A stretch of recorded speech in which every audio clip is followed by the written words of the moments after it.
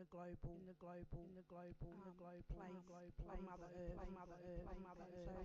sharing my knowledge and knowledge all of our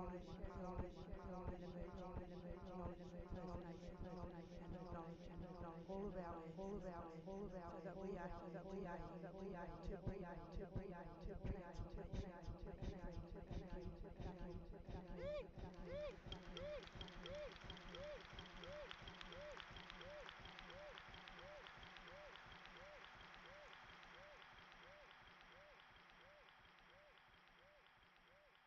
Our thanks to Nadine. The Belmarsh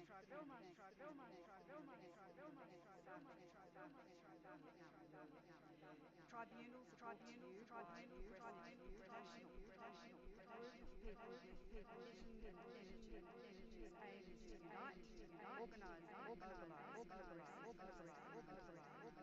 This is the fifth Belmarsh Tribunal coming to you from the Great Hall, home to the exceptional courage and treason matters. However,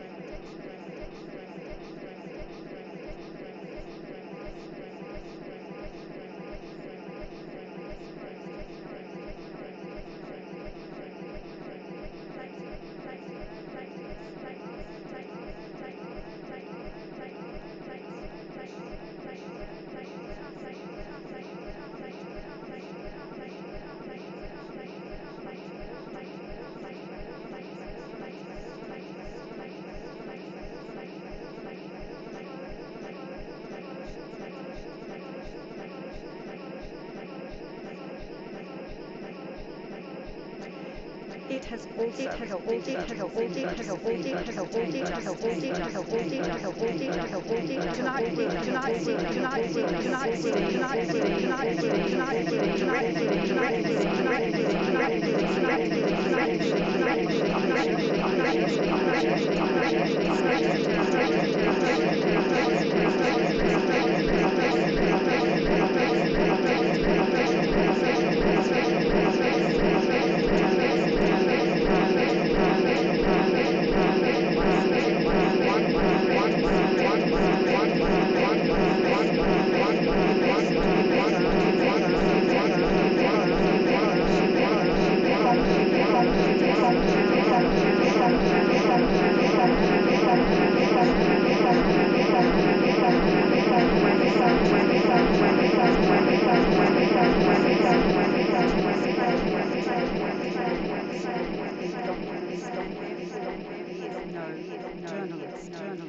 At his extradition trial, at his previous Belmarsh Tribunal, he heard testimony from investigative journalists whom Assange engaged to work on the releases he has been indicted.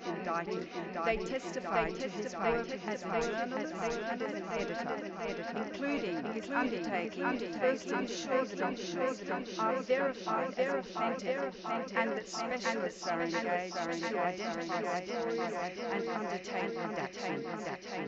My co-chair, Mark Davis, is a lawyer, but during his former life as a preeminent investigative journalist, Mark spent a month with Julian Assange prior to the first 2010 release of the Iraq War.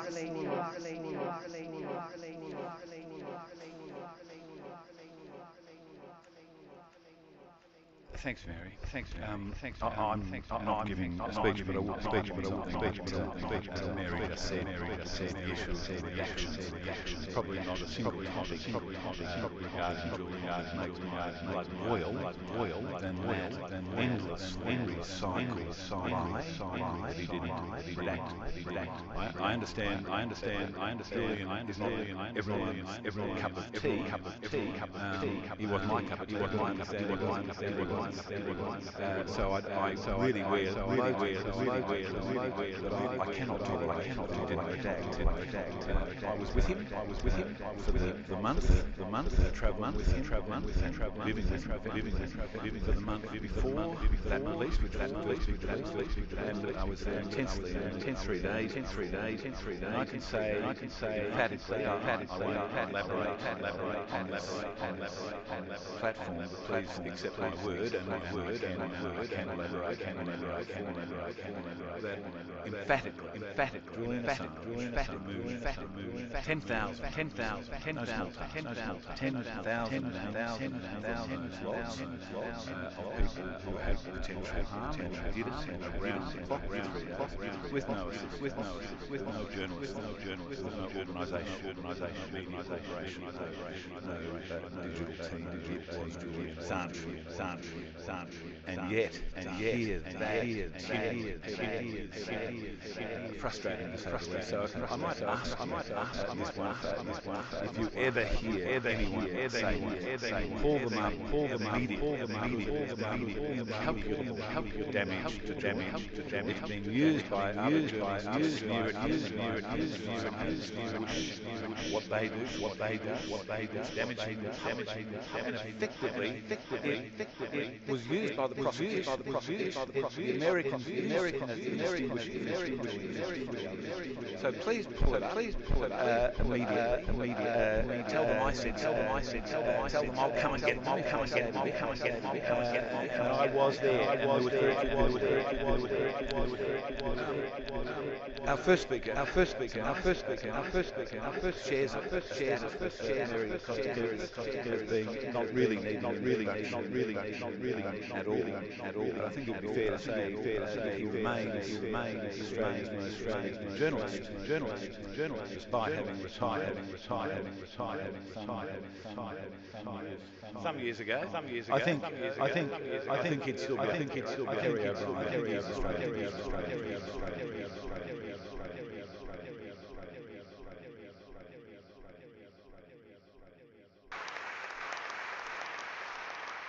And he's of a generation who weren't afraid to speak their mind, to have some personality, to have an opinion, to have a opinion, not to be a robot, which seems to be the highest accolade you can give to a journalist today. So Kerry has always spoken his mind. It gave heat, it gave strength to his journalism. And to his credit, he gave that opinion, he gave that his views on Julian consistently. When a lot of journalists, and when I was in it, I can tell you, were running for the doors. No one wanted to be associated with this man that didn't redact and put lives at risk. But Kerry O'Brien, Australia's best, has stood by Australia's best whistleblower consistently. I introduce Kerry O'Brien.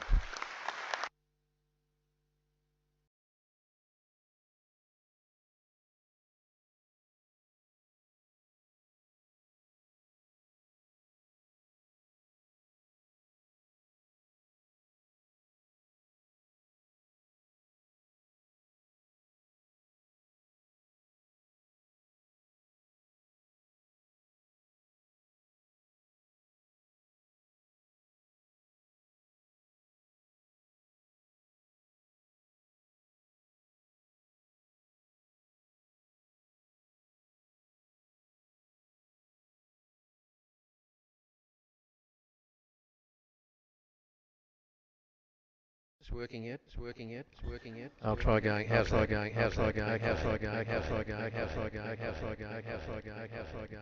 One of humanity's great weaknesses has been its inability to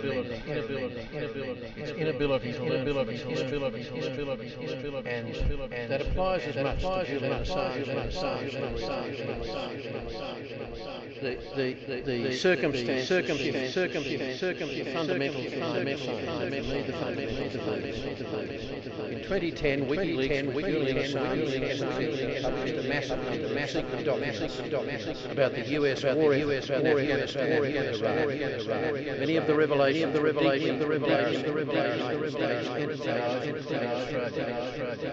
they included the video footage of US Apache helicopter attack in July 2007, which was widely and sensational reported around the world.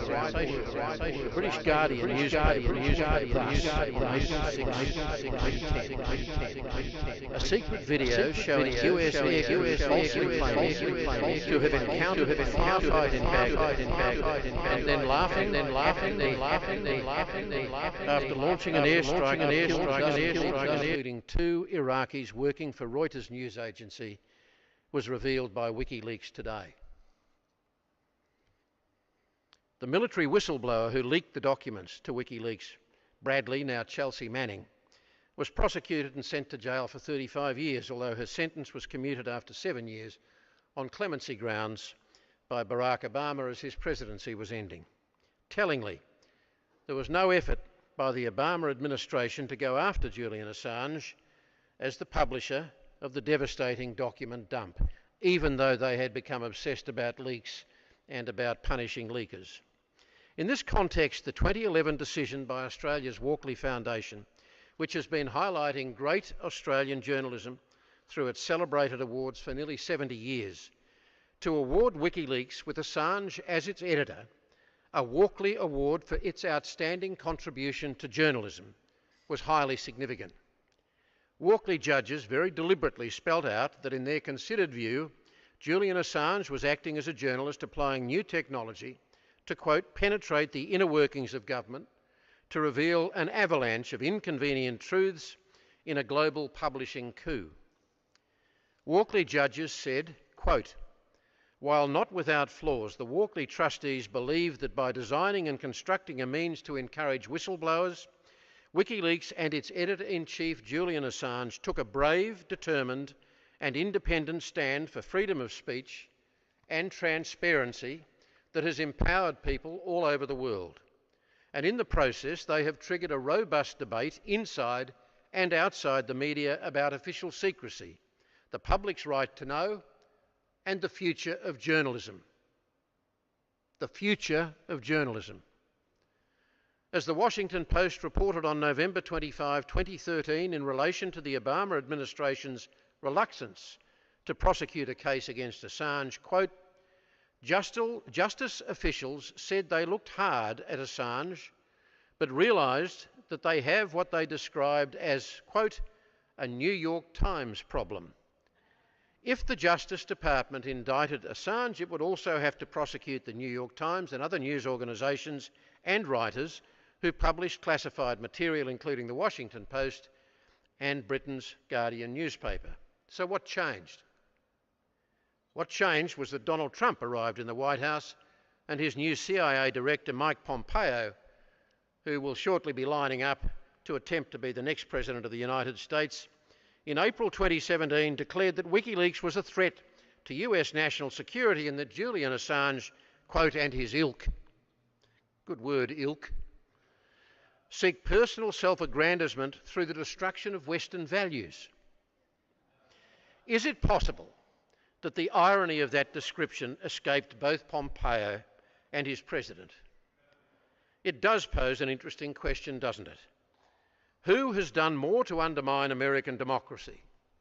Julian Assange for revealing inconvenient truths hidden within an unhealthily secret world, or Donald Trump simply by being Donald Trump?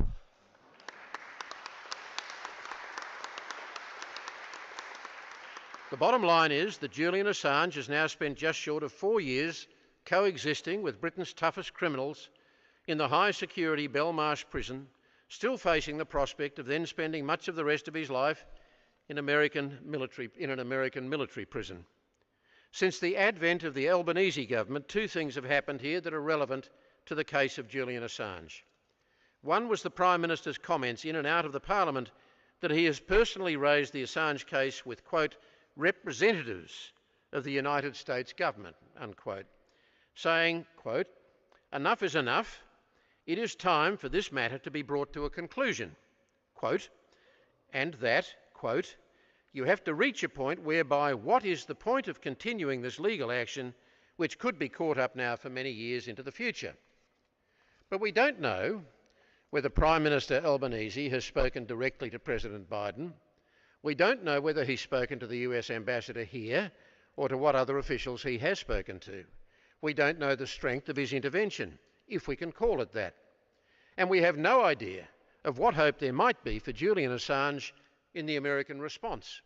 All we know is that Anthony Albanese won't be pursuing megaphone diplomacy. In other words, whatever happens will be negotiated behind closed doors. That is a part of our modern democracy. The other event relevant to the Assange case and to whether this government is genuinely resolved to do the right thing by him, whether they like him or not, was the meeting last week called by Attorney General Mark Dreyfus with Australia's major media organisations to discuss press freedom. Ironically, also held behind closed doors, apart from some prepared opening remarks and the photo opportunities. Dreyfus said in his public remarks, quote, I think and I still contend that Julian Assange was acting as a journalist when those things happened that have led to him being in jail awaiting extradition to America. I think that journalists should never face the prospect of being charged just for doing their jobs. And there is agreement across the Parliament and indeed the community that improved protections are overdue. The Albanese government intends to progress press freedom and protection of press freedom. Mark Dreyfus was referring to domestic threats to press freedom like the federal police raids on the ABC and the homes of a Melbourne Herald Sun journalist 4 years ago. But the sentiment he expressed should apply equally to Julian Assange. And the longer Julian Assange remains caught in the web of US legal procedure and British procedure without demonstrable and effective intervention by the Australian government to bring him home, the more the Australian government's credibility will suffer. And if Australia's representations are made forcefully, albeit privately, but then rebuffed by the US, what will it say about the true nature of Australia's status in an alliance that has been preserved at the core of this country's entire foreign policy for generations? It is long past the time for Julian Assange to be freed and to come home. Thank you.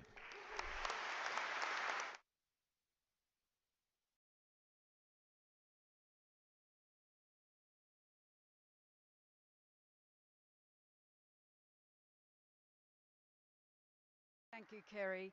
Indeed, our Prime Minister will have two opportunities to speak to President Biden coming right up.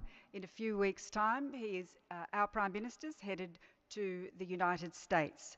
And President Biden, we're told, is coming here for the Quad Summit. I hope that the Prime Minister will put to President Biden that before he sets foot on Australian soil, it would be a very good idea to release Assange, to drop the charges, because he'll find he'll be a little bit more welcome here. And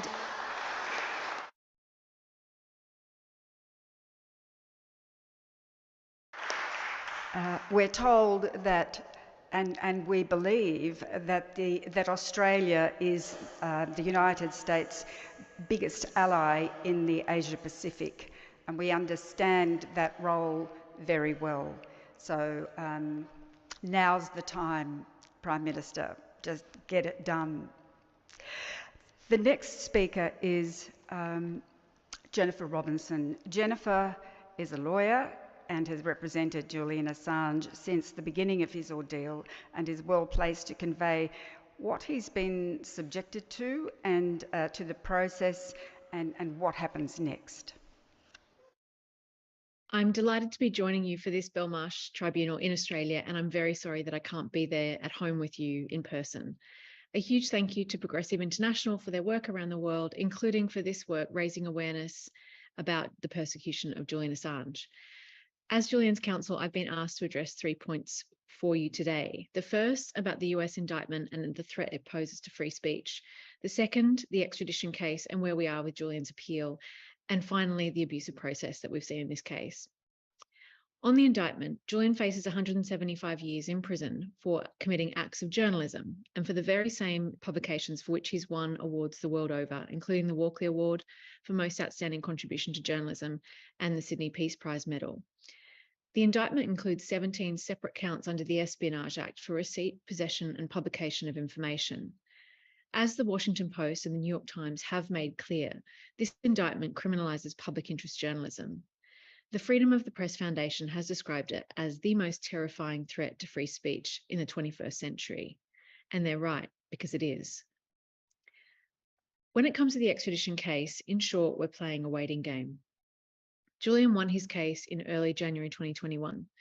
The evidence before the court then was that if he was extradited to the United States, he would be placed under prison conditions known as Special Administrative Measures, or SAMs, which have been described as the darkest black hole of the US prison system. The magistrate ruled that Julian's extradition would be oppressive because medical evidence shows that if he is extradited and placed in those prison conditions, he would suicide. And on that basis, she stopped his extradition. But the Trump administration appealed and in its last days sought to get around the court decision and shift the goalposts by offering a conditional assurance that he would not be placed under SAMs. But as Amnesty International has said, these US assurances aren't worth paper that they're written on. But in Julian's case, it's worse than that because the US assurance was conditional. The US only promised not to place him under SAMs unless they decide that he later deserves it. And who decides this? The CIA.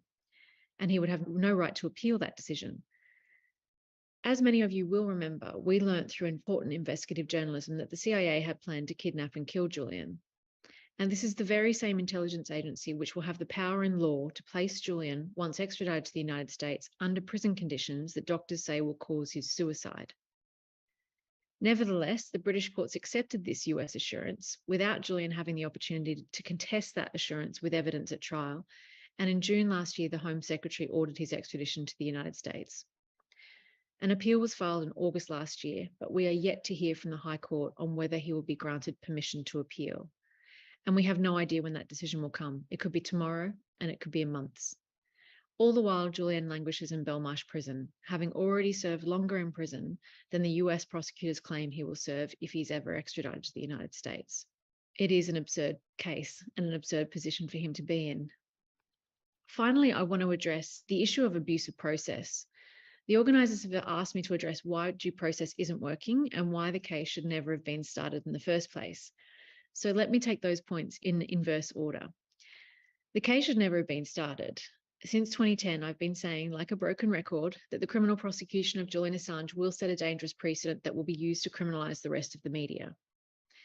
It was the Obama administration that opened the investigation, but ultimately chose not to prosecute because of the quote-unquote New York Times problem, the exact problem that we've been warning about, because you cannot distinguish between what Julian does and what the New York Times does.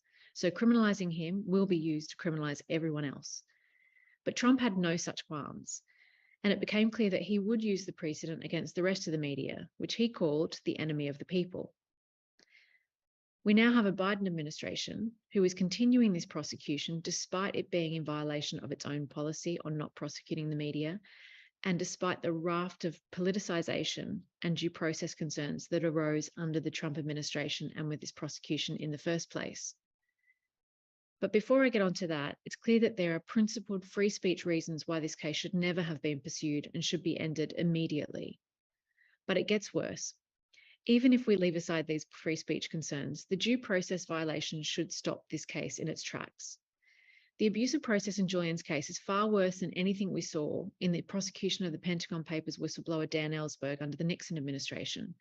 In Dan's case, the prosecution was thrown out and with prejudice, which meant it could never be brought again, because government officials broke into his psychiatrist's office. In Julian's case, he's been spied on, his medical appointments have been spied on, his meetings with us as lawyers have been spied on, I have personally been spied on, and legally privileged material has been seized. As Dan himself said in evidence in Julian's extradition challenge, what Julian has faced is far worse than the abusive process he faced under the Nixon administration. In my opinion, we should all be asking ourselves the question, if the abuse that took place under the Nixon administration was enough to have the prosecution of Dan Ellsberg thrown out in the 1970s, then what does it say about our democracy in 2023 if the prosecution of Julian Assange continues? To conclude, and finally, I want to recognise and pay tribute to Dan Ellsberg while I have the opportunity, a deeply principled whistleblower and anti-war campaigner who risked everything to ensure the public had information that they needed about the Vietnam War and helped to bring that hopeless war to an end. With his moral authority, Dan has been one of the most important advocates for Julian, and I cannot thank him enough for his work. He's just been told that he's been given 6 months to live and has shared that news with characteristic courage and dignity. He continues to inspire me, and he will leave this life a hero. As Dan himself said in Julian's extradition proceedings, history will reflect on this case. Dan explained that he was vilified after leaking the Pentagon Papers and that it was only many years later and today that he's recognised as a hero. He believes Julian has been vilified too, just as he was, and that history will remember Julian as a hero just as they remember Dan as a hero. But how will history reflect on the fact that Julian has now spent almost 13 years under restrictions on his liberty? I think the answer is that it won't reflect well. So let's do all we can to ensure his freedom. Thank you for what you're all doing, and thank you for being here today.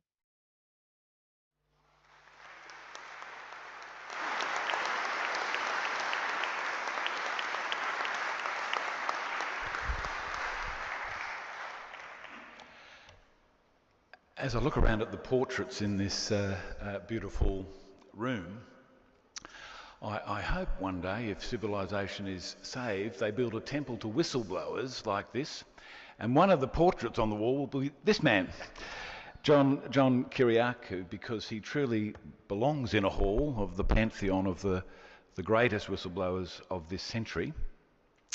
John was a CIA analyst who revealed and more significantly confirmed rumours of the US torture program, in particular the waterboarding techniques, virtual drowning of interrogation subjects. He was the first insider to do that. Could you imagine crossing that threshold to reveal something like that, knowing the semi-trailer that's coming your way?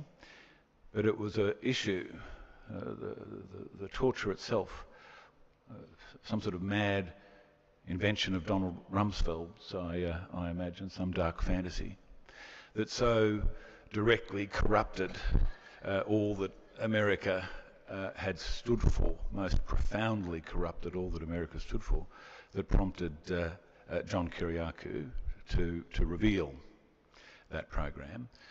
And of course, there was hell to pay. He went to jail, but beyond going to jail, he lost friendships, he lost career, he was mocked and vilified and threatened, and yet through all of that, he's still standing, and he's here today, and he's in Julian Assange's corner. So, John Kiriakou. Thank you very much. And thank you very much. I don't deserve it. First, I want to thank Progressive International and all the organizers for the opportunity to be here and to address all of you. This is a real thrill for me. It's a thrill because we're all here for Julian Assange. That's how important this is. And it's important for several different reasons. I'm going to begin by asking for your indulgence. And I apologize if you've heard much of what I'm going to say before, but I think it's important and it deserves repeating. At the CIA, they teach us in briefing training to give your main point up front. So I'll do that. The American government is lying about Julian Assange. That's the bottom line. They're lying. And they're going to continue to lie. Where do we even begin to talk about this? Julian has been charged with multiple counts of espionage. Espionage is the gravest offense, or at least one of the two gravest offenses with which a person can be charged in the United States. In some cases, it carries with it the death penalty. I think that the Justice Department wants us to be happy that they haven't charged Julian with a death penalty case within the Espionage Act. But let's talk about the Espionage Act for a moment, so you can see how ridiculous this law is. The Espionage Act was written in 1917 to combat German saboteurs during the First World War. It has never been updated in any meaningful way. It does not even contain the term classified information, because the classification system wasn't invented until the 1950s. It says national defense information, but then it never defines what the term national defense information means. It means whatever the prosecution wants it to mean. Many of us have argued over the years that the Espionage Act is unconstitutionally broad and vague, but we never get far enough in the court system to actually make that case before the Supreme Court. Dan Ellsberg, one of the greatest heroes in modern America, tried and continues to try, but we just haven't quite made it that far. Well, the Espionage Act, even though the Congress has not taken it up to update it, it was actually updated judicially in my case. At the time that this happened, I didn't realize how important it was. But in the very first hearing that I had before my judge in 2012, my attorneys argued that I did not have a criminal intent when I spoke to the New York Times and to ABC News. My intent was to inform the American people that the government was committing a crime. And by law in the United States, you cannot classify a program if the program is criminal. You cannot classify it for the purpose of keeping the information from the American people. My judge said that she would not just reject that argument, but she would refuse to respect precedent that was set in the case of Thomas Drake, the NSA whistleblower. She then looked at me and she said, "Mr. Kyriakou, you either did it or you didn't do it, and I think you did it." And that was it. So she defined espionage in the context of these cases very simply as providing national defense information to any person not entitled to receive it. National security journalists at the Washington Post, the New York Times, the Wall Street Journal, and everywhere else do that every single day. That's one of the reasons why this case is so important. It's because, and I don't mean to overstate this, the First Amendment of the Constitution, the freedom of speech and the freedom of press, is resting on this case. If Julian Assange is successfully prosecuted, if he's convicted of espionage, never mind the fact that he's not even an American, but he's a journalist and a publisher.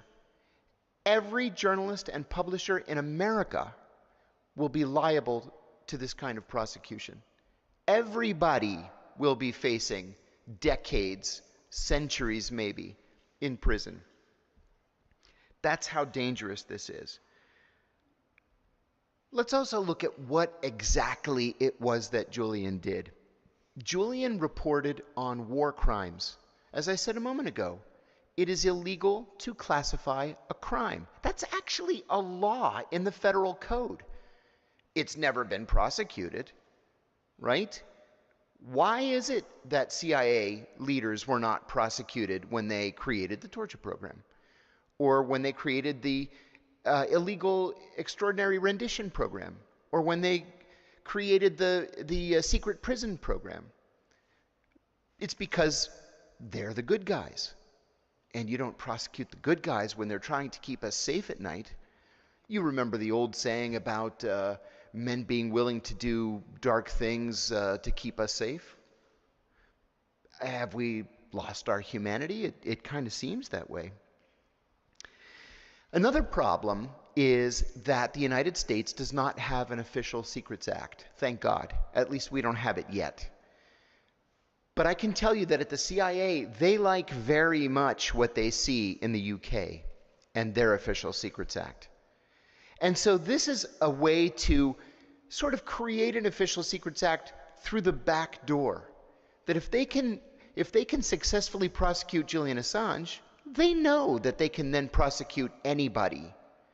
We're just going to have to take their word for it that they don't want to prosecute the people that they believe to be legitimate journalists. Another issue, and I say this all the time, but I do because it's true. The American people own the information that Julian has released. We have a right to know what our country and our government is doing in our name. I want to know if my government is murdering journalists in Iraq. I want to know if my government is disappearing people in secret prisons around the world where nobody knows that they're there, and then they torture them, in many cases to death, in which case they just cremate them and throw them away.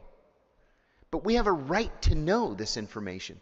It was only Julian Assange who gave it to us. For that, we should be grateful. I also want to talk about the kinds of conditions that Julian might face, will face, when if he's extradited to the United States and convicted. I want to come back to my initial statement that the government is lying. We know about this provisional promise to not send Julian to a SAM unit. There are other units called CMUs, Communication Management Units. There's also solitary confinement. It is not up to the prosecutors in any case to decide who goes to what prison and who is kept in what unit. They have literally no say on the matter. The judge has no say on the matter. The only people who get to decide that are the senseless bureaucrats in the Federal Bureau of Prisons. And even if they decide not to send Julian to a restricted unit, all that has to happen for him to go there is for any random prisoner to walk up to a prison guard and say, I just heard two people talking about stabbing Julian Assange. Then Julian will be sent to solitary confinement indefinitely for his own safety. When I first arrived at prison, I decided to file a Freedom of Information Act request about myself. And the reason I did this is because I had begun writing an open letter from prison that I called Letters from Loretto. It enraged the warden.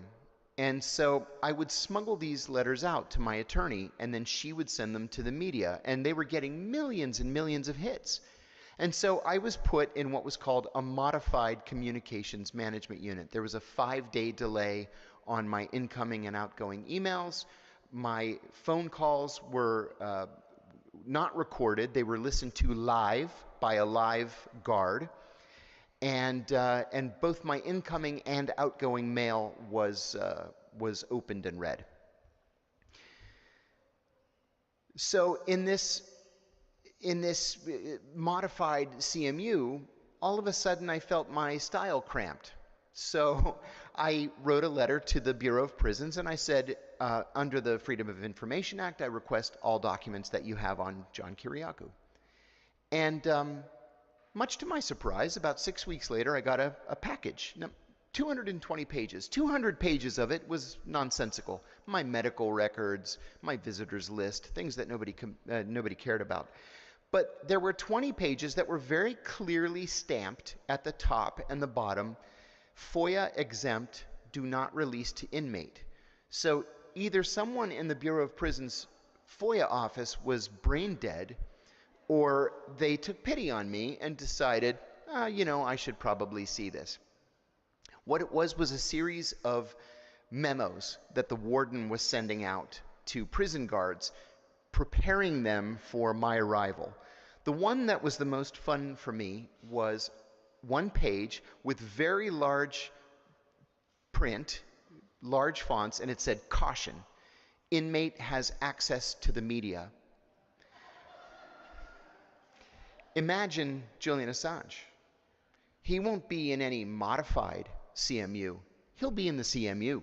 Now, there are two CMUs in the United States. One is in the former death row at the maximum security penitentiary in Terre Haute, Indiana. The other is at the Supermax prison in Marion, Illinois. Both of these prisons are hell on earth. And I'll tell you about that in a moment. But when these communications management units were set up in the 1980s, they were meant to house the most dangerous criminals that were in the American prison system. And I'm talking about the last surviving member of the Abu Nidal terrorist organization, a terrorist who blew up an Egypt airplane that killed something like 183 people. The so-called blind sheikh, Omar Abdurrahman, who was sort of the godfather of the first attack on the World Trade Center. That's not really the case anymore. Now the CMU houses a medical whistleblower by the name of Marty Gottesfeld. It houses the famed drone whistleblower Daniel Hale. Thank you. Daniel Hale. It houses environmental activists. This isn't why CMUs were created, but this is what they're going to do with Julian. Why are they going to do it with Julian? Because they don't want him to tell anybody what he knows. And he knows a lot. He knows a lot about crimes that have been committed by the American government. War crimes and crimes against humanity. So when they say that he'll be treated fairly, it's a lie. He won't be treated fairly. I'm going to repeat something that I say a lot too about the court in which Julian would be tried were he to be extradited. This is the Eastern District of Virginia. This is the court that I was tried in, the court that CIA whistleblower Jeffrey Sterling was tried in. It's the court that Ed Snowden has been charged in. There's a judge there. Well, there are a couple of judges. The one that did my case and Jeffrey Sterling's and everybody else's, Judge Leonie Brinkema, used to reserve all of the national security cases for herself. And no national security defendant has ever won a case there. Well, she's not Julian's judge. Julian's judge would be the chief judge. And what did he do before he was the chief judge? He was a judge on the FISA court. That is the court that is so secret that we don't even really know what they do.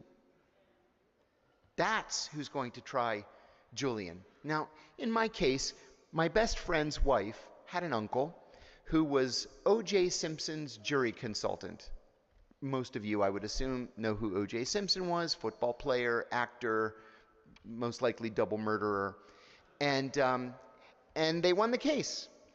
So this jury consultant offered to help me for free. He flew up to Washington, we got him a security clearance, and he went through 15,000 pages of classified discovery.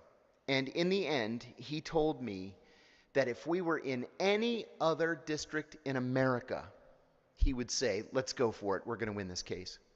But he said, the Eastern District of Virginia, your jury is going to be made up of people from or with relatives at the CIA, the Pentagon, the FBI, the Department of Homeland Security, and dozens of national security and intelligence contractors. He said, my friend, you don't have a chance. And that's why I ended up taking a plea. Now, I was charged with espionage, 3 counts, but I hadn't committed espionage, and so they dropped those charges. They're not offering Julian a sweetheart deal. They've made this as difficult as they possibly could from the very beginning of the case. There's really no reason for us to think, well, you know, they've made their point and Julian's a journalist. Even they have to agree with that. It's not going to be as bad. No. It's as bad as we think it is. when the CIA comes up with a plot to murder Julian in the streets of London in broad daylight because they don't like the journalism that he's doing, that's a problem. So I wanted to say again that Julian's case is bigger than Julian Assange. This is a case about the rule of law. It's a case about the Constitution. It's about the way the United States presents itself to the rest of the world. The United States professes to be a shining beacon of hope for human rights and civil liberties and the rule of law, and that's just simply not true. It's not. And that's why we have to stand up and stand together, because the case isn't about Julian, it's about all of us. Thank you very much. Thank you.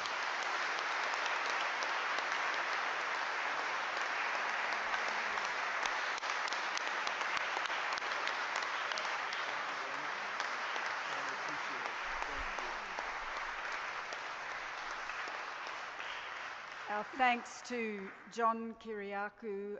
John, yours is an amazing story, but what's even more amazing is your courage to continue to speak out as you do, and to tell us why it is that Julian must not be extradited to the United States.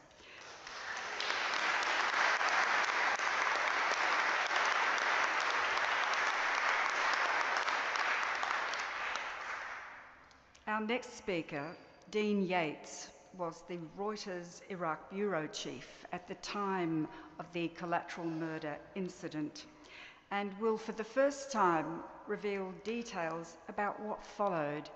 This is a story that our Prime Minister needs to hear.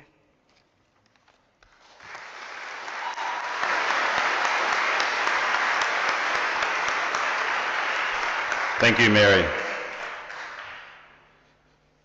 Prime Minister Albanese, my name is Dean Yates. I was the Reuters bureau chief in Iraq when an Apache gunship with the call sign Crazy Horse 18 killed 12 men in Baghdad on July 12, 2007. Two of those men were Reuters photographer Namir Noor Eldin and Reuters driver Sayed Chum. My staff, killed on my watch. The US military usually didn't investigate civilian casualties in Iraq.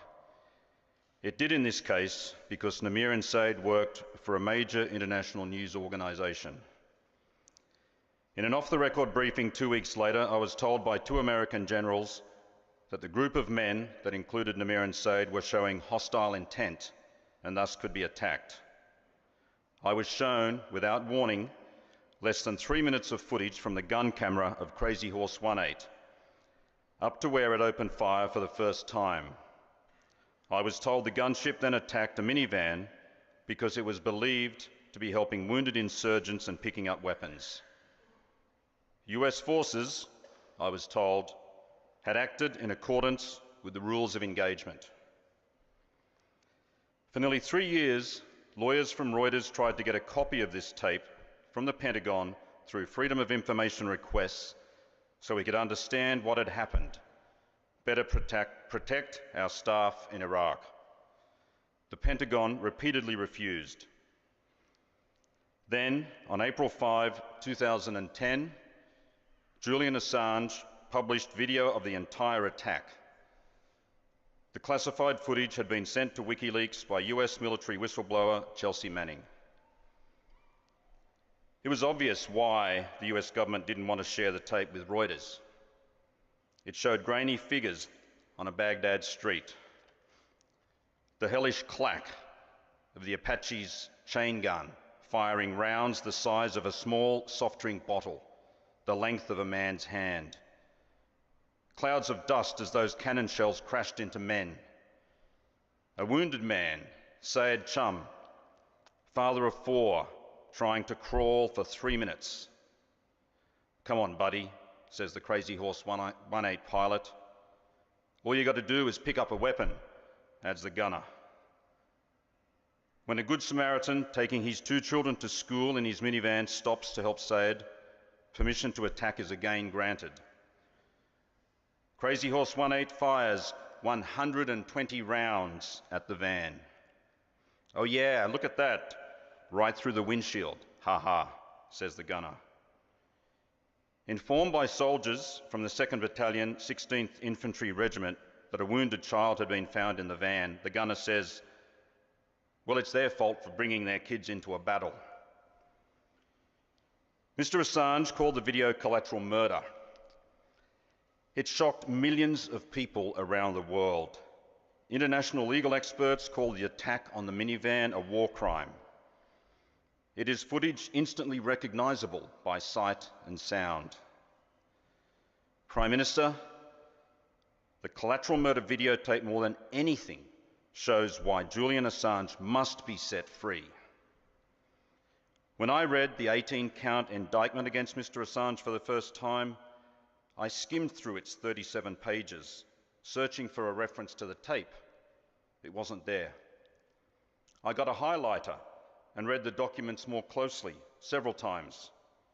The indictment against Mr. Assange is an attempt to criminalise what journalists do, getting information from sources and then publishing the material. The footage was not among the charges, but the rules of engagement for Iraq from 2006 and 2007 that WikiLeaks released on the same day as the video were. How could that be, I thought?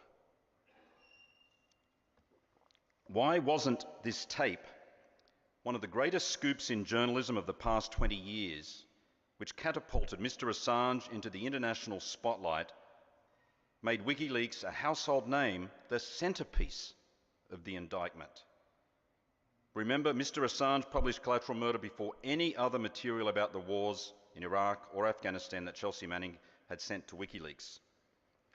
After saving a copy of the tape, Ms. Manning told her court-martial hearing that she searched for and found the rules of engagement, a 2007 flowchart outlining the chain of command for the use of force in Iraq, and an ROE card given to soldiers that summarised those rules. Then I got it. The US government didn't want the video in a courtroom. Too embarrassing. Potential war crimes. Cruel pilot banter. That footage could do untold damage to its case. The US military repeatedly lied about the events of July 12, 2007, in which my Iraqi staff were killed. It was more than 12 hours before the military said anything publicly after the attack. When it did, a little after midnight, the military issued a statement saying US forces had returned fire and called in helicopter support after being attacked with small arms and RPGs. Quote, 9 insurgents were killed in the ensuing firefight, 1 insurgent was wounded and 2 civilians were killed during the firefight. The 2 civilians were reported as employees for the Reuters news service, end quote, the statement said. Quote, there is no question that coalition forces were clearly engaged in combat operations against a hostile force, said a spokesperson for US forces in Baghdad, a lieutenant colonel. Collateral murder showed that to be a lie. When Mr. Assange published collateral murder, the US military said all evidence available supported the conclusion that Crazy Horse 18 shot armed insurgents. Then US Defense Secretary Robert Gates called the investigation very thorough. He said soldiers were operating in split-second situations and that these people, i.e. WikiLeaks, can put out anything they want and they're never held accountable for it. Mr. Gates claimed that watching the video was like looking at the war through a soda straw. There was no context or perspective. I'm going to address these points one by one. Point 1. The rules of engagement for US soldiers in Iraq said, quote, do not target or strike anyone who has surrendered or is out of combat due to sickness or wounds. It was written on the ROE card given to US soldiers. Similarly, the International Law of Armed Conflict, to which the United States is a signatory, does not allow combatants to shoot people who are surrendering or no longer pose a threat. The Geneva Conventions prohibit attacks on the wounded. Collateral murder showed Crazy Horse 18 shooting a badly wounded man, Said, 2 unarmed bystanders who came to help him, and the unarmed Good Samaritan van dryer. Point 2. Despite this obvious breach of the rules of engagement and international conventions, an AR 15-6 military investigation cleared the pilots. Among its findings, the AWT, or Air Weapons Team, accurately assessed that the criteria to find and terminate the threat to friendly forces were met in accordance with the law of armed conflict and rules of engagement, end quote. Point 3. A day after Mr. Assange published Collateral Murder, a military spokesman for Central Command, which oversaw Middle East operations, said, "There was never any attempt to cover up any aspect of this engagement." The fact is, the military's lying began when the Lieutenant Colonel in Baghdad issued the statement that said Namir and Said were killed during a firefight. Officers from the 2nd Battalion 16th Infantry Regiment had reviewed the video and audio recordings from Crazy Horse 18 several times after the attack. The military had time to work out its response. The lying continued when the 2 American generals outlined to me the military's so-called investigation. When one of them told me some of the men could clearly be seen carrying RPGs. The Crazy Horse 18 crew did not use the word RPG until Namir Noor Eldin peered around a corner and took photos of Humvees in the distance. When this general briefly mentioned the attack on the minivan, but said the driver was believed to be aiding insurgents, giving me a very limited account of the event. Point 4. The Pentagon was deceitful in withholding the tape while I arranged for Foreign Media Bureau chiefs in Baghdad to meet senior military officers to talk about journalist safety. It engaged in a cover-up by stonewalling Reuters' efforts to get the video for nearly 3 years. Point 5. When reporters in Washington asked a separate spokesman for Central Command where the tape was, he said the military couldn't find it. Another lie. Chelsea Manning found it easily enough. The first few minutes was even shown to a Reuters photographer embedded with the 216 in the months after Namir and Said were killed. All this explains why the US government didn't put the tape in Assange's indictment. That snapshot of the war would have exposed the hypocrisy of its case against him. The breach of the rules of engagement, the blatant way the military ignored the wrongdoing, and the extent senior military and civilian officials lied about it. Imagine the damage this could have done in a courtroom. Collateral murder is so powerful because it is pure truth-telling. No military officials could deflect, sanitize, provide context. There is also no tape from any war like collateral murder in the public domain. The only comparable footage, the execution of a Viet Cong prisoner on the streets of Saigon by South Vietnamese National Police Chief on February 1, 1968, is held under license by NBC and could be obtained only with special permission. Everyone remembers the Pulitzer Prize-winning photo by Eddie Adams, but not the footage because it's not a mouse click away. Adams' photo, taken at the start of the Tet Offensive, changed how Americans saw the war in Vietnam. It's part of the historical record. I doubt few people would argue his photo should never have been published, or that the Associated Press should have censored it or given the US military or its South Vietnamese allies a chance to provide context. A photo that shows Nguyen Van Lam's temple bulging as the bullet enters his head. The world needed to see the moment of Lam's death, the casual way he was executed. Can the same be said for collateral murder? Absolutely. Americans had the right to know how their government was conducting war in Iraq, how their taxpayer money was being spent, the cost being imposed on Iraqis. So did the people of Australia, whose conservative government eagerly followed Bush into Iraq. It was also in the global public interest because up to that moment, so much of the war was hidden from view. Collateral murder runs a mere 38 minutes, but from the pilot chatter and the casual way permission was given to shoot, we can assume it was the everyday in Iraq and Afghanistan. The attack on the van was not out of the ordinary. Collateral murder showed us that. If the United States so readily lied to Reuters, one of the world's biggest media organisations, imagine the falsehoods it fed to the families of ordinary Iraqis who perished in a hail of American bullets. Prime Minister Albanese, Mr Assange faces 175 years in prison from the 18-count indictment against him. 5 of those charges relate to publishing the rules of engagement for 2006 and 2007, including the reference card that said, "Do not target or strike anyone who has surrendered or is out of combat due to sickness or wounds." For those charges alone, Mr Assange faces 50 years in jail. Think about that for a moment, Prime Minister.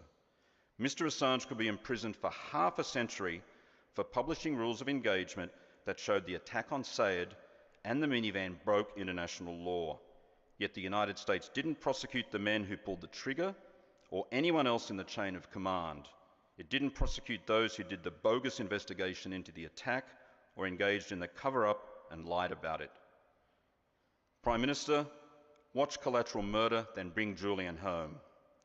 That said, I urge people in this room and beyond not to make this about the crew of Crazy Horse 18. The real criminals are the architects of the invasion, George W. Bush, Dick Cheney, Donald Rumsfeld and co. The men responsible for an illegal and reckless invasion based on the lies that Saddam Hussein possessed weapons of mass destruction and had direct ties to Al-Qaeda. The men who put the pilots of Crazy Horse 18 above the Al-Amin neighbourhood and eastern Baghdad in the first place. Thank you.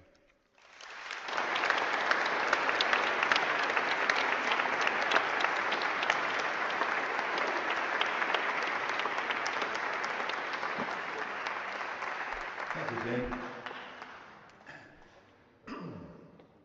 Many lawyers have volunteered to assist in the Assange case, but there's only so many courtrooms and very few cases to put them in. Melbourne lawyer Kelly Trantner took a different approach when she offered her skills to Julian Assange. And that was, she took a very deep dive into the Australian bureaucracy, somewhere where no one else had been, to see what they'd been doing to assist Julian Assange, because they did say they were assisting him. So Kelly has done really quite extraordinary work, and I urge you to look for it, her FOI work. Some of it's published in the current edition, or online edition of Declassified Australia, I believe, in some detail, and I recommend you find it there. But tonight she's going to give us a taste of the work she's been doing, and I ask you to applaud her for it. Thank you.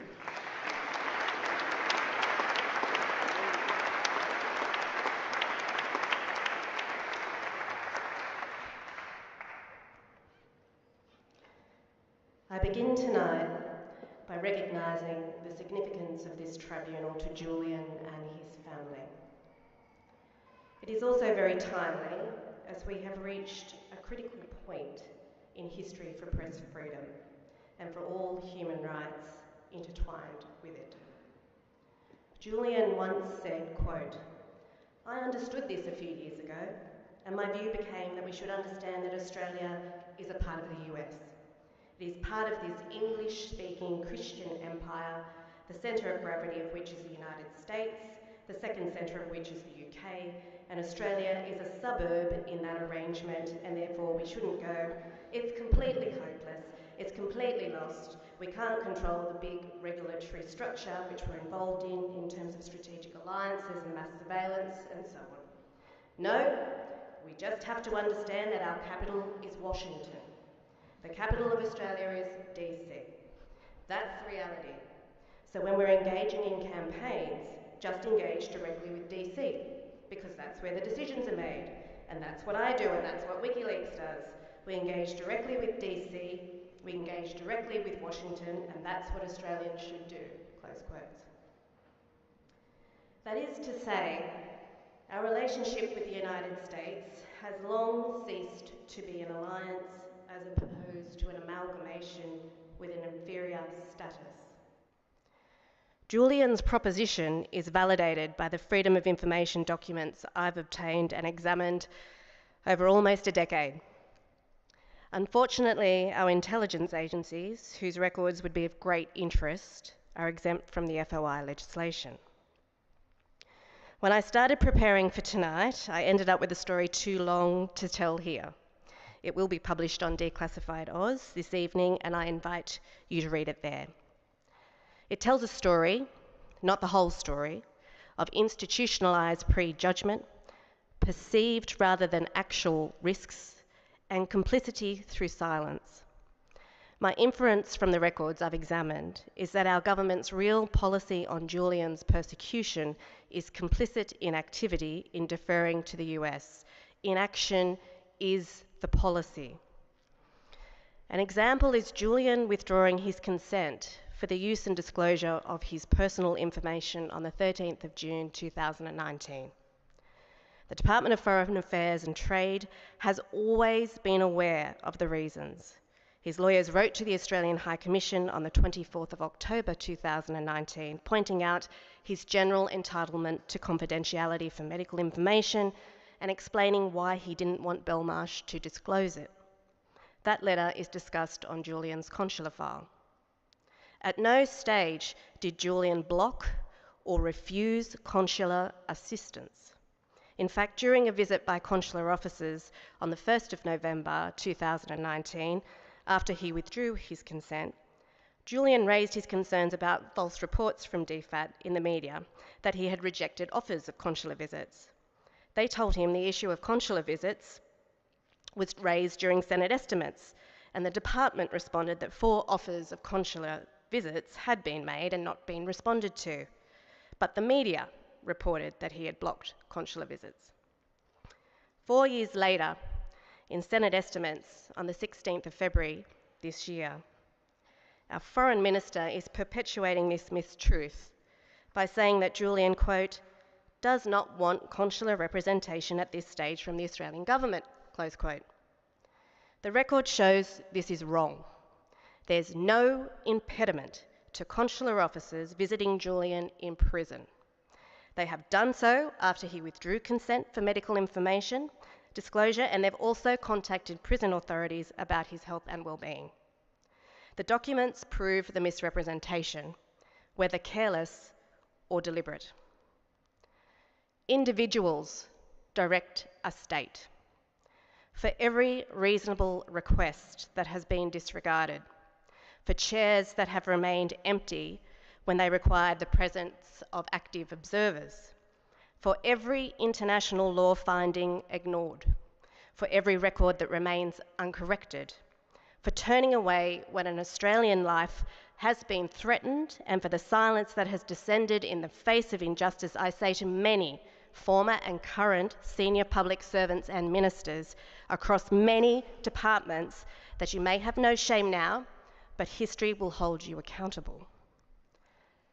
Dealing with Julian's case, his very life, through the prism of international policy considerations and strategic alliances, rather than objective considerations of truth, justice, and actual circumstances, is what the FOI documents suggest.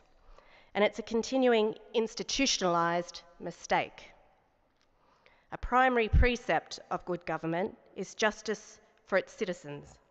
But because our government has ignored every injustice in his case, injustice now threatens us all, with a precedent whereby the US can seek to capture by any means, incarcerate and extradite anyone, including journalists or publishers, of any nationality from most places in the world for disclosing shockingly reprehensible US secrets.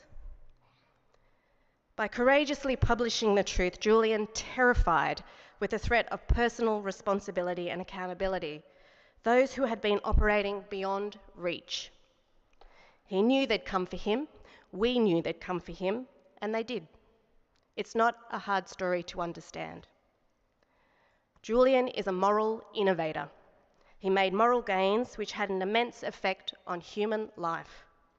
He did what lay in his power to make people less cruel to others and was rewarded with nothing but personal pain. Posterity will pay Julian the highest honour for putting into the world the things that we most value: truth, transparency and justice. History will look back on Julian as a particularly important person, and on his persecution, the details of which undoubtedly will be further filled out over time and preserved forever as an appalling politico-legal abomination. Harking back to Julian's own observations about the real international hierarchy, the way forward is in Washington, not Canberra. Mr. Albanese goes to Washington could and should be the story of an Australian Prime Minister quietly but resolutely standing up for truth and fairness and the rights of a citizen and securing his release, the release of a person who, far from being a criminal, has put his life on the line for those same values for the benefit of people the world over. Thank you very much.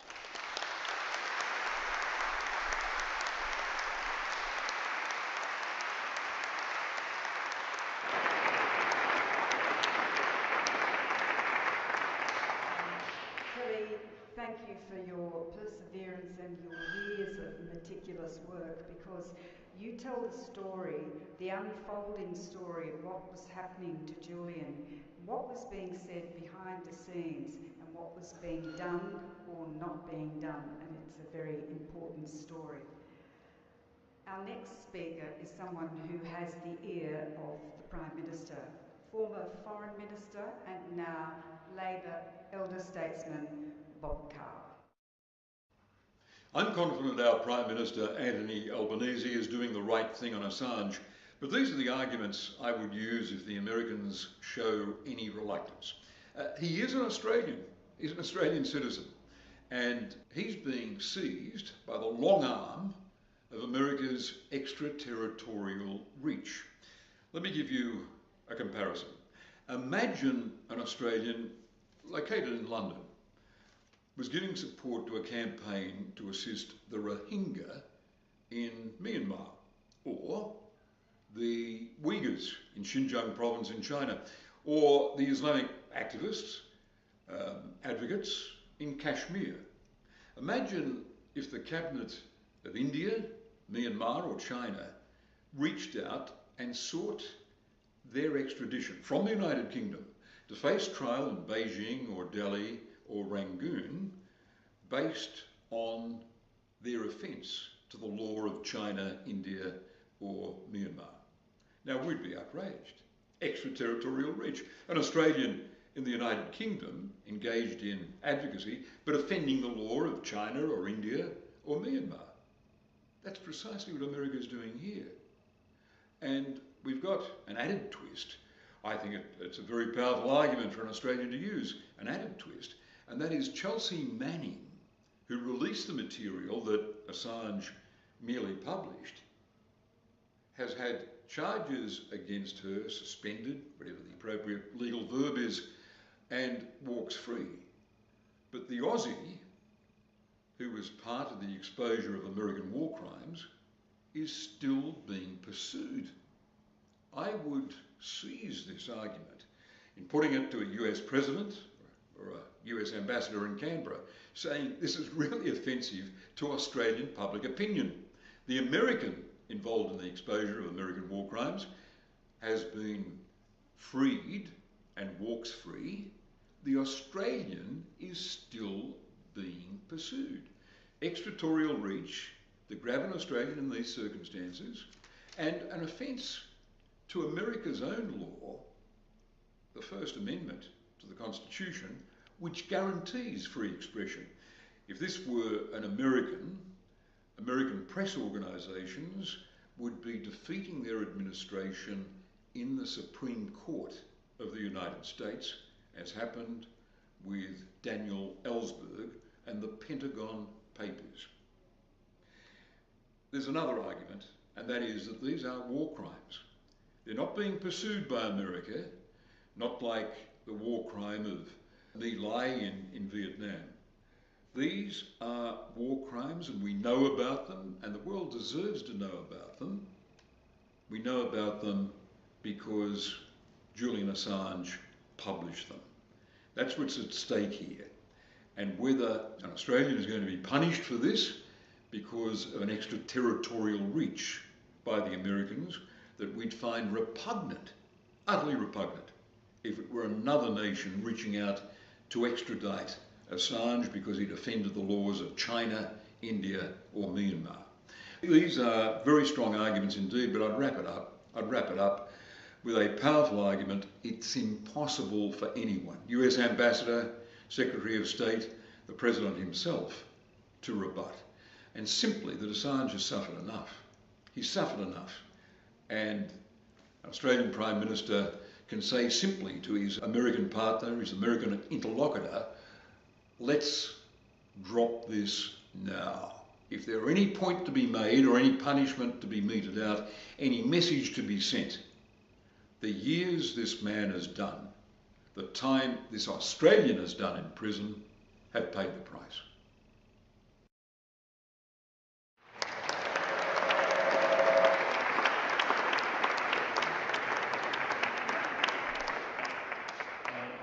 A bit of housekeeping. I urge you to multiply some of the messages we're hearing tonight. In the first instance, by most simply sharing some hashtags as we go through, and that is at Belmarsh Tribunal, and of course the classic at Free Assange. So please do so. Karen Percy is the head of Australia's principal journalist union, the MEAA, but she's also an outspoken critic of the creep of the state into our essential, our basic freedoms, and in particular, freedom of speech, and the erosion of journalism, the foundations of journalism, through that creep, that state creep, in Australia. Please welcome Karen Percy.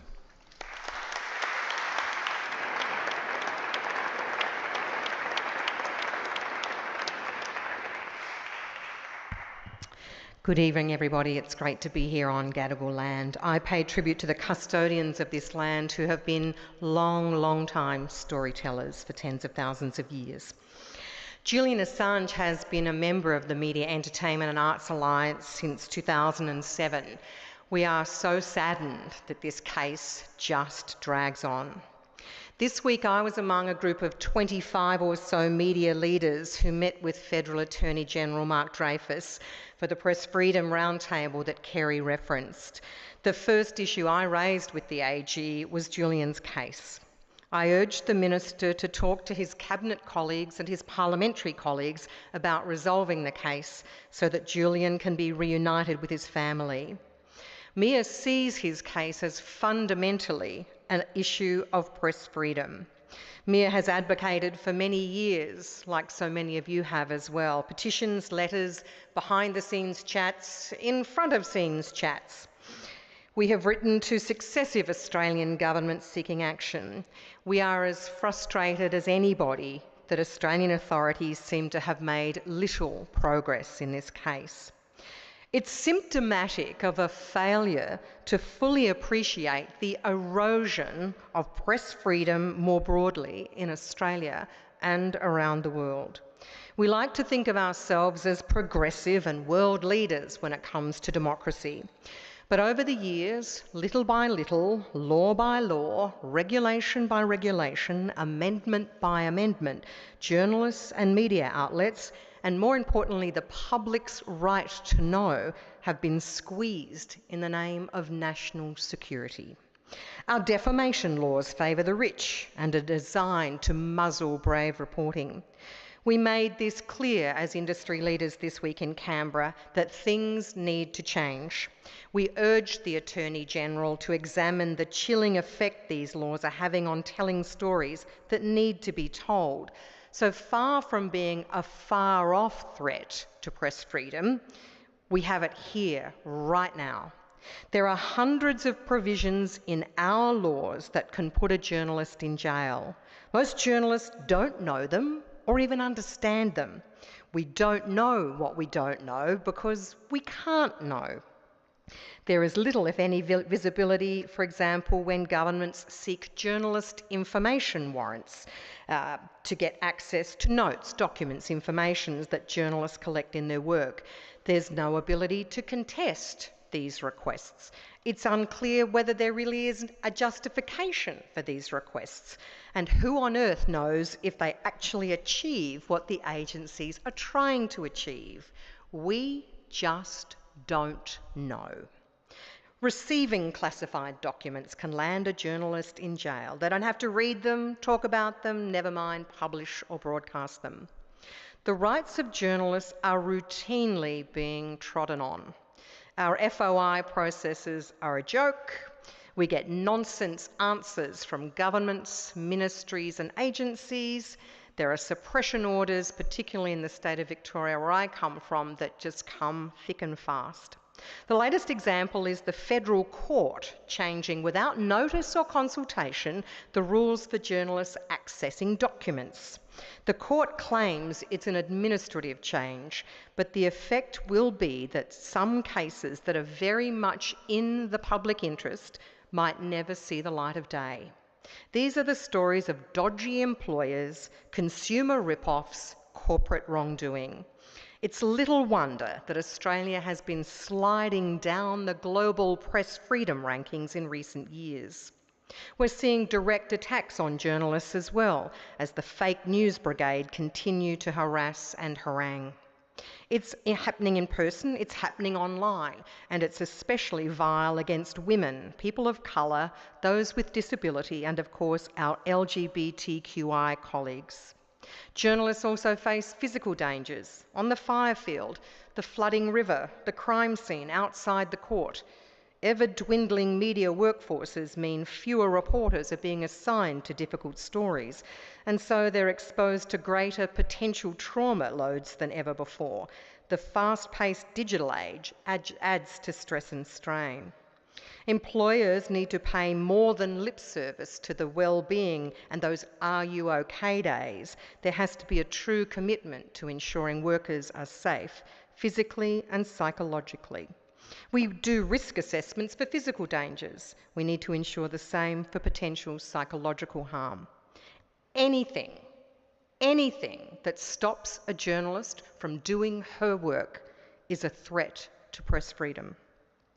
A genuine commitment to press freedom, dear governments of Australia, entails embracing many things you might not like because it might make you look bad. This week's press freedom meeting in Canberra was encouraging. The government says it wants input from media on legislative changes, particularly to those national security laws and possible changes to the Privacy Act, even better protections for whistleblowers. We welcome the chance to take part and to shape the conversation. But there is a long, long list of change that needs to happen. And that's where you, dear audience, comes in. Tonight, our press freedom focus is rightly about one man. But to achieve press freedom here and elsewhere in the world, it's got to be a bigger conversation. It's certainly an imperative that Julian be allowed to be with his family and that this awful ordeal come to an end.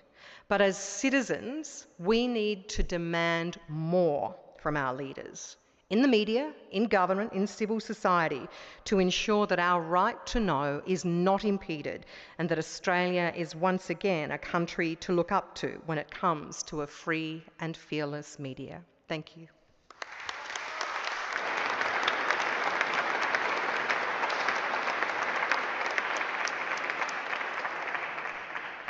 Thank you.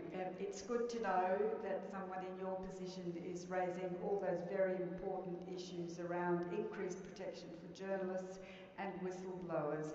And I think it's also true that for the first time we're hopeful that we have a government and, well, in a very long time, that we have a government and an Attorney General where we can be confident that there's going to be some improvement.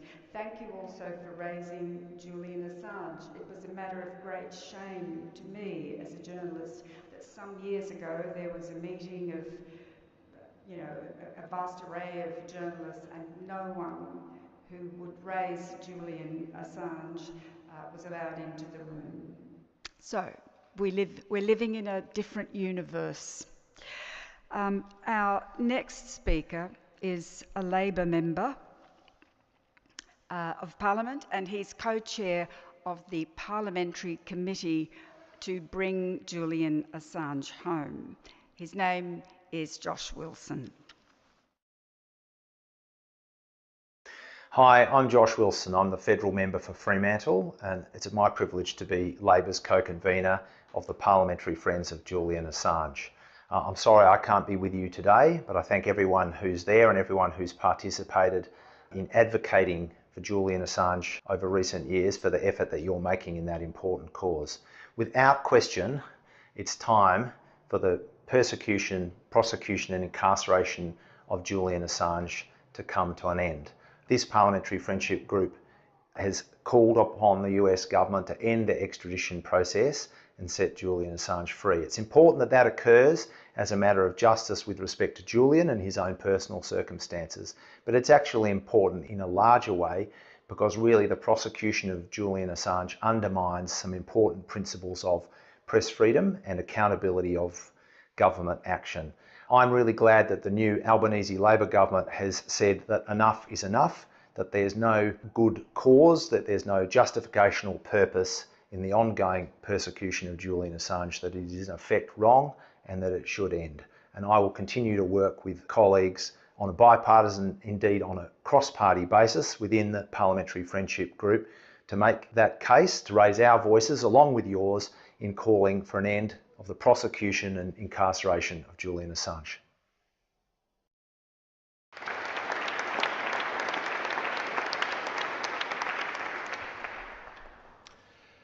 Monique Ryan knows a thing or two about political campaigns, especially against overwhelmingly powerful opponents. A woman who, out of nowhere apparently, and against all the odds, defeated the Australian Treasurer, Josh Frydenberg, in one of the safest Liberal seats in Australia. I'm very happy to say that Monique Ryan is in Julian's corner and we hear from her tonight. Hello everyone, my name is Monique Ryan and I am the federal member for the seat of Kooyong in Australia. I'm a doctor and a parliamentarian and I'm speaking today in that context.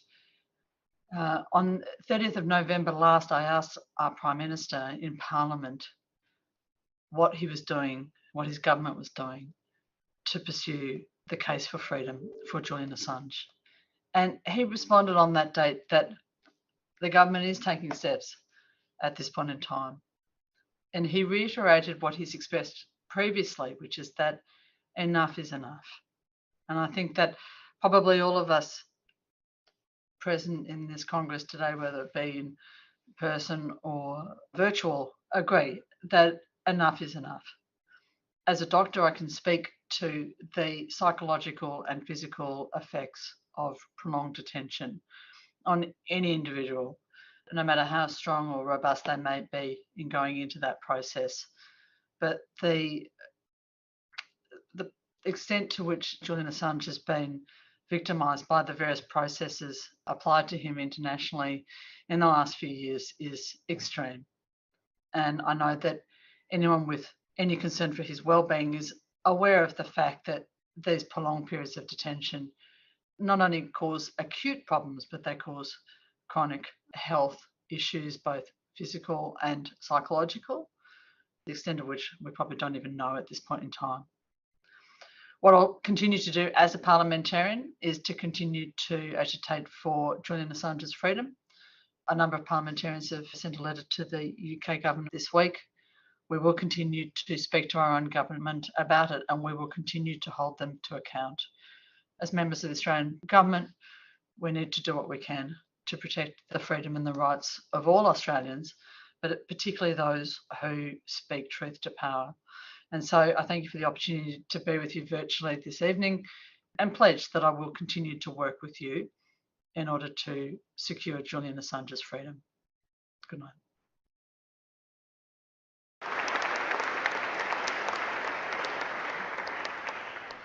Our next speaker needs no introduction in Australia, but we have an international audience.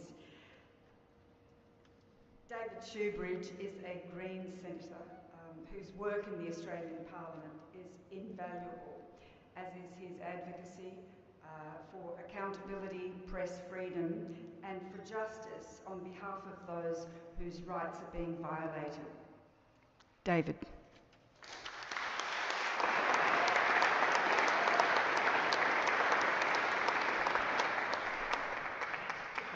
Thanks, Mary, for the very generous welcome. And thanks to Nadine for the welcome on to Gadigal land. And I too acknowledge the land we're on always was and always will be First Nations land.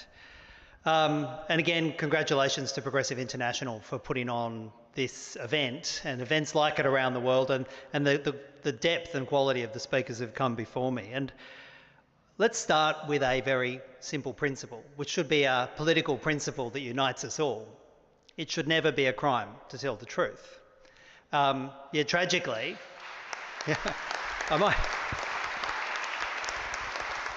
it seems a very simple observation, doesn't it? It should never be a crime to tell the truth. But we've heard from the previous examples, previous speakers, and I won't repeat them. Their excellent analysis about the nature of Julian Assange's journalism, his whistleblowing, the inexcusable surrender of our sovereignty to the United States, and the failure of our government to stand up for the rights of our citizens and for that principle of it never being a crime to tell the truth. But I thought tonight I could provide a little bit of political context to see what's happening in the rest of politics, what's happening in the rest of our body politic that might give some understanding for why it's been so bloody hard to bring Julian home. And I think to do that, we should look at the pattern in which the executive government and the courts have been used to not just neglect the rights of truth-telling, not just to neglect whistleblowers, but I think in many ways to target an institutionalised attack on the truth, an institutionalised attack on journalists and whistleblowers, with the clear aim of silencing not just Julian, but anyone who dares follow his example. And tonight we will hear from Bernard Collaery and David McBride, but I think it's worthwhile reflecting upon what's happening to other whistleblowers and what's happened to other whistleblowers. Of course, David McBride was a lawyer who saw not crimes in Iraq, but crimes in Afghanistan. Serious evidence about appalling war crimes committed by Australian troops. That had never been brought to light, and he blew the whistle, and he spoke about it because he couldn't see justice being delivered internally. And despite a highly detailed investigation which backed in all his concerns, identified evidence of dozens and dozens of potential war crimes, the only person who has been prosecuted by the Australian government for war crimes in Afghanistan is sitting right here, and it's David McBride.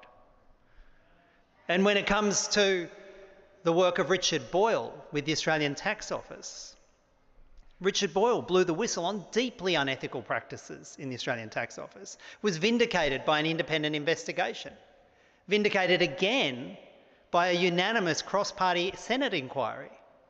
And again, who is the only person who has lost their job and faced prosecution for that scandal? It's Richard Boyle, facing years in jail for blowing the whistle on deeply unethical conduct and telling the truth to Australians. And of course, Bernard, who blew the whistle, told the truth, acted with decency in relation to that appalling behaviour of the Australian government in the Timor-Leste spying scandal. Years and years of his life facing a vindictive prosecution by his own government.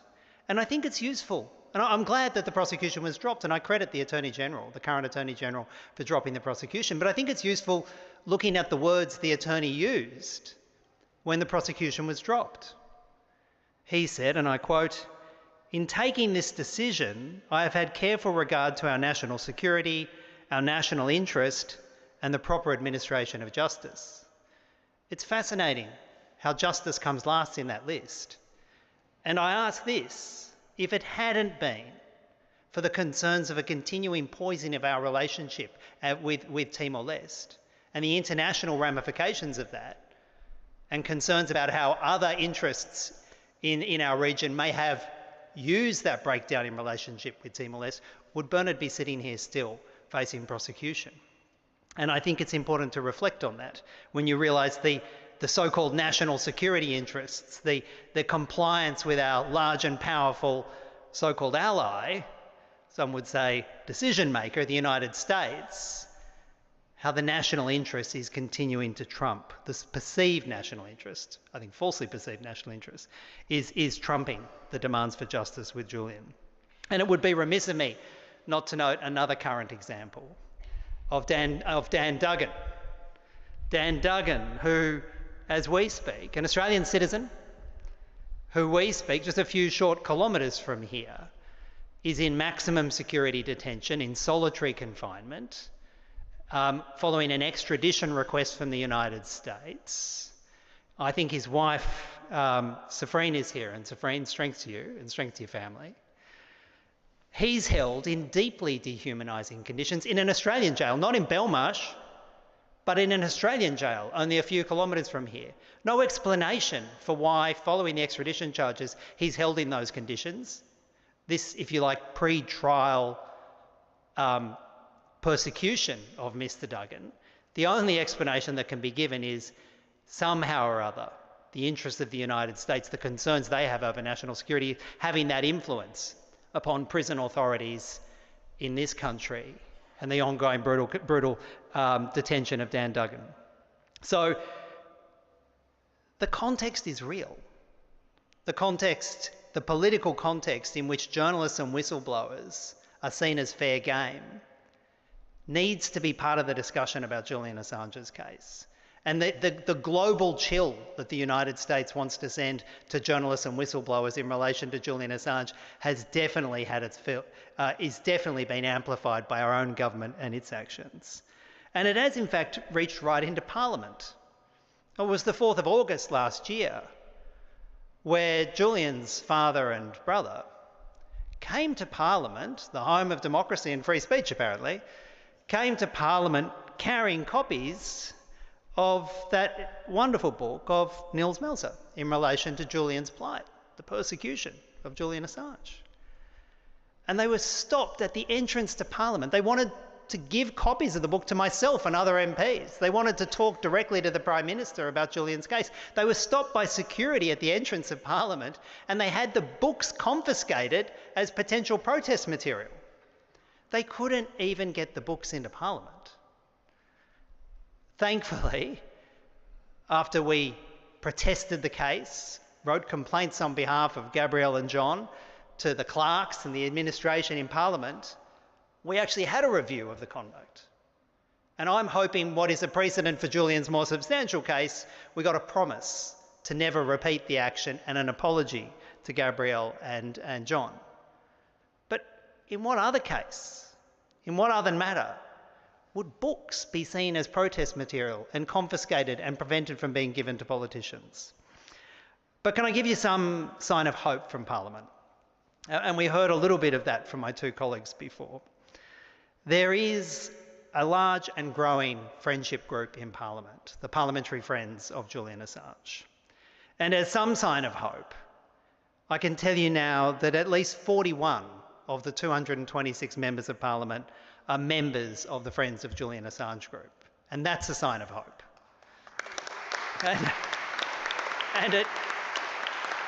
And it unites politicians who have very little else in common, I might add. I won't name them all, but people I admire across the aisle are the co-chairs, and I credit Andrew Wilkie for his ongoing work in relation to that as the independent co-chair. Bridget Archer, a member of the Liberal Party. I won't praise her because other people in the Liberal Party may hear about that. Josh Wilson, who you heard from the Labor government, and myself as co-chairs. There's hope in Parliament. There's hope in Parliament. And we're committed collectively to ensuring that Julian's case is always on the agenda of federal parliament. It's raised in question time. It's raised in the work of the committees. And we, I hope, will put aside our political differences in other matters to commit to bringing Julian home, because I think what we're seeing now is that the people are on the side of justice and bringing Julian home. More and more MPs and senators are joining the cause. And I hope that gives Julian courage when he's there in those inhumane conditions in the UK. And I hope it gives all of you courage and strength in the struggle. But the challenge remains, as we see from the ongoing persecution of other whistleblowers, to change the nature of executive government in this country, to move it from its decades-long addiction to secrecy and the exercise of secret power, and our ongoing supine relationship with the United States whenever they demand action from our government. And that, I hope, is a political challenge that will unite us all, because we all know that telling the truth should never be a crime. Thank you.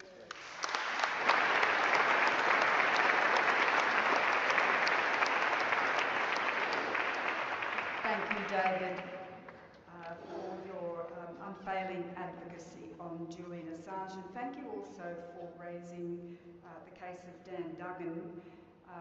Dan Duggan has filed a complaint to the UN on the grounds that his ongoing harsh custodial conditions constitute violations of the International Covenant on Civil and Political Rights, and those violations include violation of his right to adequate facilities for the preparation of his defence, violation of his right to confidential communication. Those things will be very familiar to those of us that have followed Julian's case. Dan Duggan now has very limited contact with the outside world. He can make 6-minute phone calls, and one of the first things he did was to dictate a statement which he has sent to the Belmarsh Tribunal, and I'd like to read an excerpt of that now. World history is full of stories where those in power from countries considered good and bad have manipulated and weaponised legal systems to unjustly prosecute those who dare to challenge the politics of the day with inconvenient truths. It takes a certain brave, relentless persistence to push back and ultimately overcome such abuses of power. When we do, dignity, righteousness and justice prevails for all humanity and future generations. When the truth becomes illegal, or when unbalanced politics and unfounded hysteria gets in the way of common sense, fairness and justice, in the name of national security or anti-foreign interference, we must collectively stand and say no, or risk losing the very sovereignty of our souls. Our Prime Minister, Albanese, recently made the following statement with regards to foreign policy. Australia should cooperate where we can, disagree where we must. But it should not just apply to one country. All countries, it should apply to all countries regardless of who they are. So when Australia's sovereignty comes into question by politically motivated extradition requests of Australian citizens by any foreign state, regardless of their might, Australia must disagree. Please continue to say no to politically charged extraditions of Australian citizens who surely face gross injustice and cruel, long sentences, setting a dangerous precedent for future generations of Australians. Say no to Australia being a political lackey of any foreign government, and say yes to Australian sovereignty.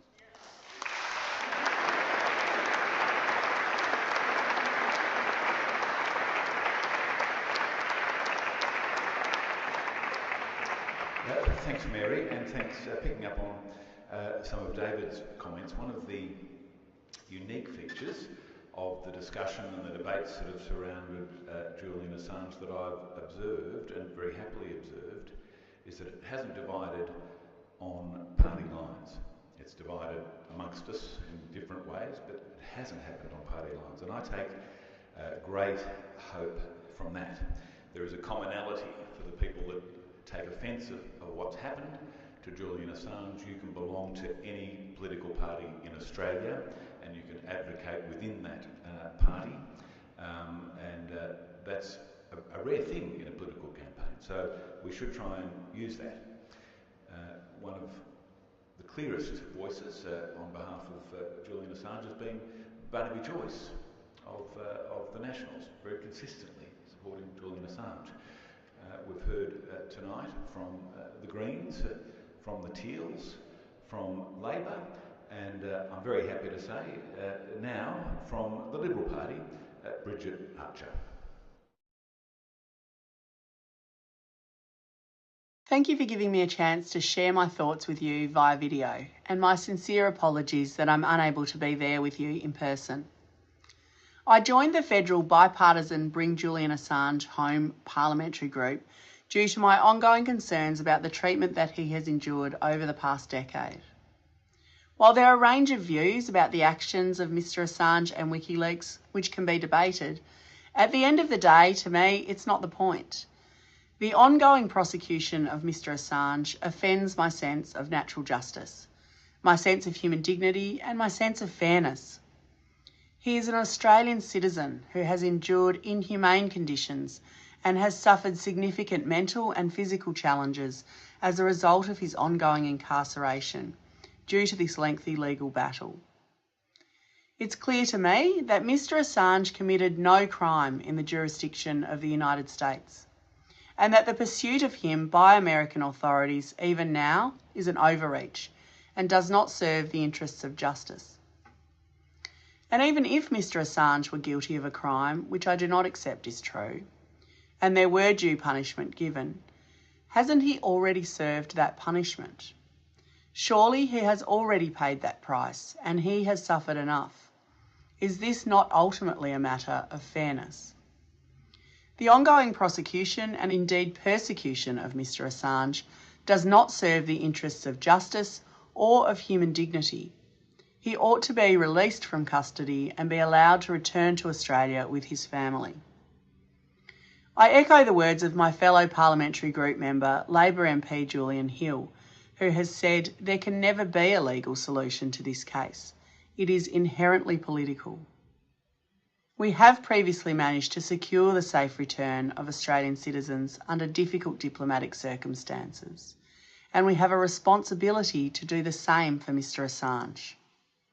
I called on the previous government to step up and stand up to bring Mr Assange home, and I call on the new Australian government to do the same. Enough is enough. Bring Julian Assange home.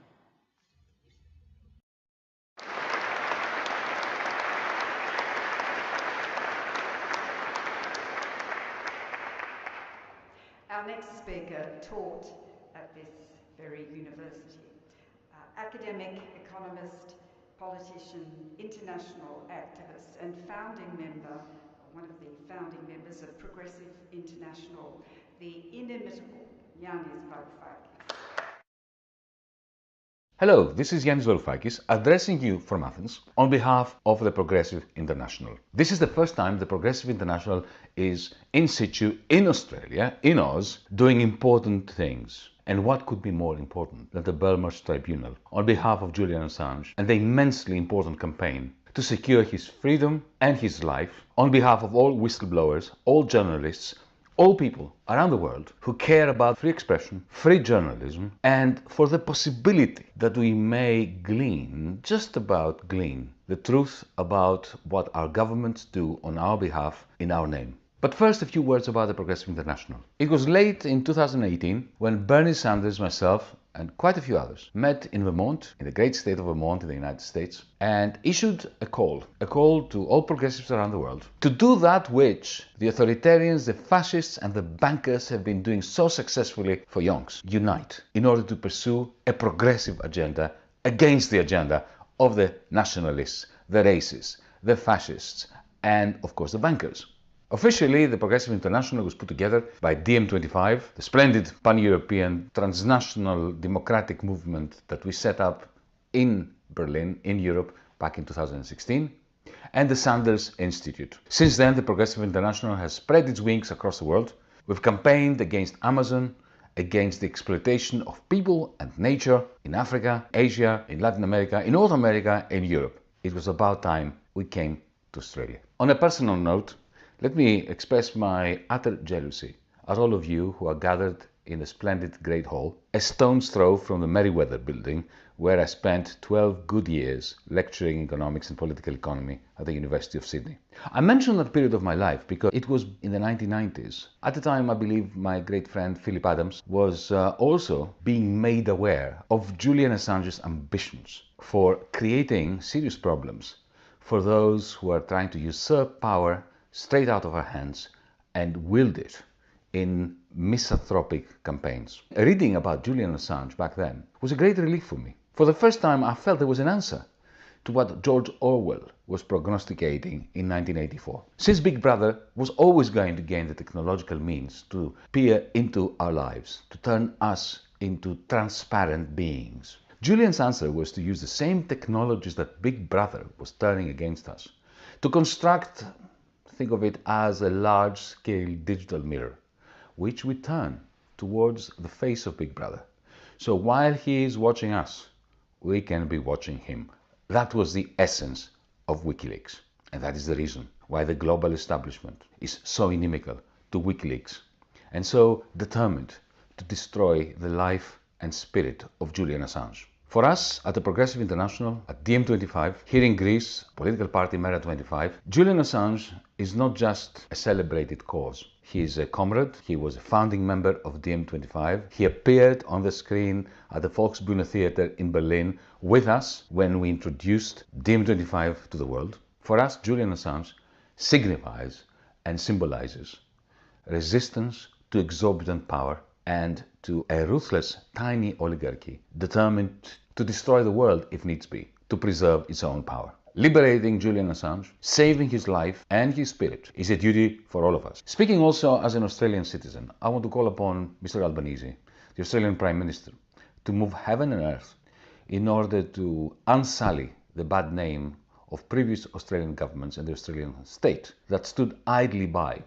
while one of its citizens was effectively taken to the cleaners by a recalcitrant, violent series of American administrators. Mr. Albanese, free Julian and bring him home. But, friends, we're not here today simply to issue calls and to defend Julian, his body, his spirit and his legacy. This is the Belmarsh Tribunal. Our decision as the Progressive International to hold Belmarsh tribunals, first in London, then in the United States, now in Australia, wherever we can, stems from a prior decision. Our decision to go well beyond simply defending a man whose only crime was to unveil power's dirty secrets.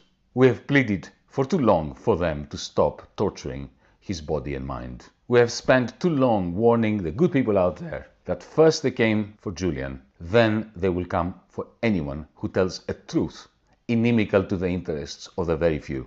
We have used too much energy trying to impress upon journalists who have not lifted one finger to defend Julian Assange that their profession is under threat if Julian's persecution continues. Enough. The Belmarsh Tribunal is all about trying those who are guilty of crimes against humanity and those who are trying to cover them up by persecuting Julian Assange. If we are truly in the business of allowing unalloyed truth to shine through, we must make the transition from defending Julian Assange, from warning against the dire consequences of him being extradited to the supermax prison system of the United States, from explaining to the apathetic that their apathy is feeding into their helplessness. We must make the transition to turning the tables against those who are persecuting Julian. We must turn the current judicial process into a process for trying those who killed innocent civilians, who maimed and murdered journalists, who shrouded whole communities in pain and tears. We must turn Julian's prosecutors into defendants, and in so doing allow the great jury out there, a well-informed demos, to reach the verdict that history demands. This is not hard to do. Thanks to WikiLeaks, we have all the information we need. The evidence is at our fingertips. We need to remind even those who still claim to be liberal that to save what is left of liberal democracy's instruments, we need to take the fight to Julian's accusers. with a glorious, a magnificent, a righteous, a collective, we accuse you. For this reason, I salute the Belmarsh Tribunal. I salute today's event. I salute all of you for being here, either as speakers or as active observers. Above all, I salute Julian for having sacrificed so much so that we can accuse all those who deserved to be accused, as is our duty. Free Julian Assange.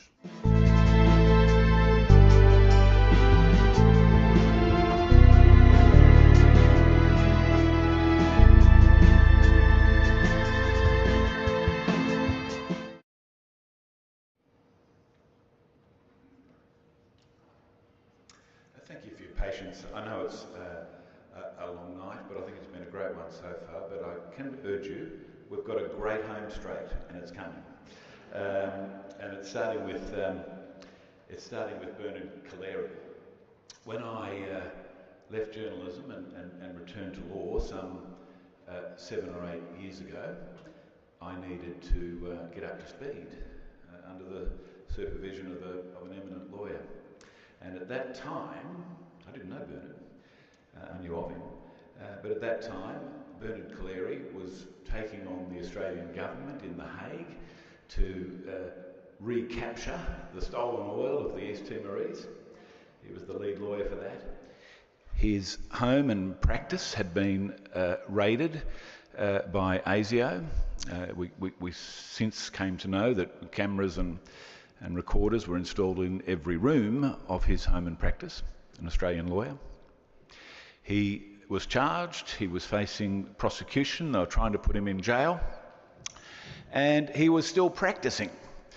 He was my kind of guy, and I'm very happy and very proud to say I've worked with Bernard Collaery, and I'm equally proud to say Bernard Collaery speaks forcefully on behalf of Julian Assange. He gets it. Bernard Collaery.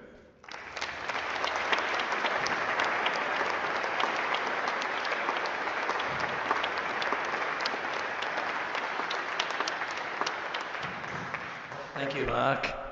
I was just thinking, it's 57 years since I sat for my constitutional law exam in this great hall, and 55 years since I received my degree on this stage.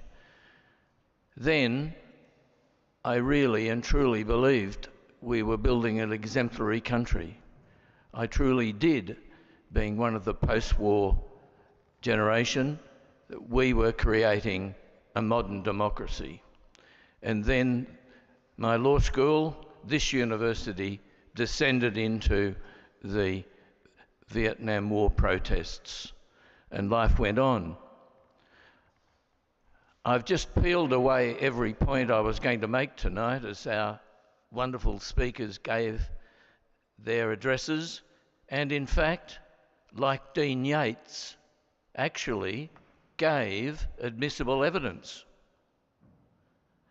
Quite a few of the speakers tonight would make witnesses, and that's what the Belmarsh Tribunal is about. It's a wonderful idea. And it's very clear to me that Julian is not a prisoner facing genuine judicial process. He is not. I won't rehearse what our colleague from the United States and what Dean Yates said and what the other speakers have said. It's clear that Julian, in fact, fits precisely what I've been contemplating for the last few months, is the international definition of a hostage.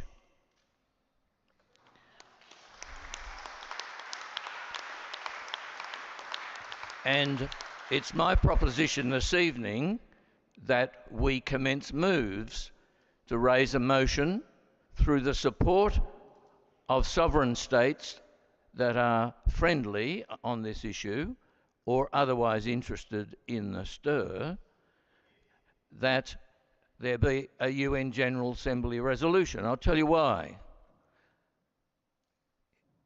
In December 1979, the United States moved the United Nations General Assembly to support the then draft International Convention against the taking of hostages. With very unusual alacrity, the United States government signed the treaty, the International Convention against the taking of hostages, 2 days after it was tabled in New York. Britain had already signed. Australia got onto it in its usual leisurely pace.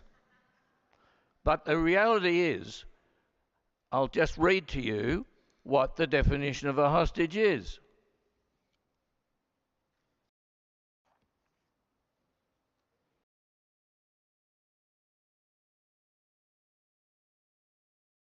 Article 1 of that treaty, pressed and now signed by 176 nations, quite a number of who should support a motion in relation to it, makes it an international criminal offence to seize and detain a person under any legal ruse, and read legal ruse about the sort of deceitful indictments, when the objective is to compel a third party, be it a state, a non-government organisation, a judicial body, or, quote, a group of persons, read WikiLeaks, to do an act or abstain or refrain by explicit or implicit condition.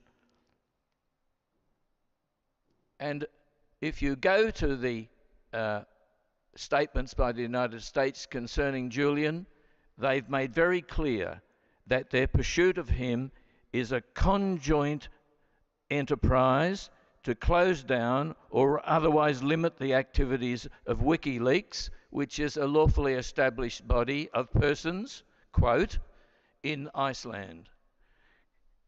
The conduct of the United States, with its fabricated series of offences, which probably I think it'll never want to bring to trial, like the ones against me,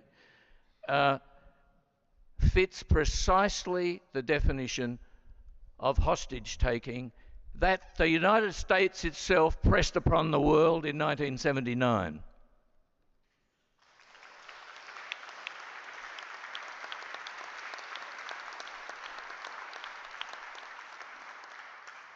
And I want to call this evening for Ambassador Kennedy in Canberra to ensure that the transcript of the proceedings tonight, the relevant aspects, are transmitted direct to President Biden, particularly before his visit, so that the United States can consider whether, if we all resolve and ask interested states to agitate at the United Nations General Assembly to hold the United States to account for hostage taking.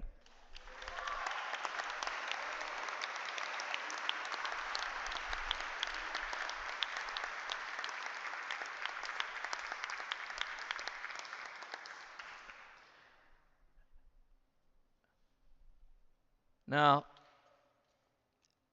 not all of what has been done to Julian, and not all of what isn't being done for Julian, can be taking place without the complicity of senior bureaucrats. I won't repeat what we've already been told this evening. But in my view, there's not going to be a change in this country until we have more robo-debt type inquiries.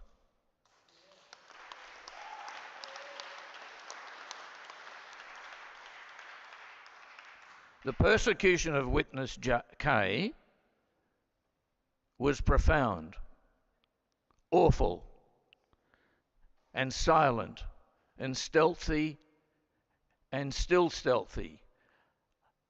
The indictments against me for conspiring with him to reveal the truth meant that we were indicted for revealing a crime. Criminal conduct by the coalition. That's what we were indicted for. I don't think over those 4 years and 60 court appearances we were ever going to get an answer to the question we sought, which was the one that's asked every day of the week in every magistrate's court, that every lawyer does as soon as they get a brief. What are the particulars of the offence by Bernard Collaery? It was never answered. We never found out what was the secret that was revealed. That's because the secret was something that would shock you. The charges have been dropped against me, but the orders issued under the national security legislation by Christian Porter have been left in place. I'm still subject to those orders. There's one word that rhymes with something that I can't even mention.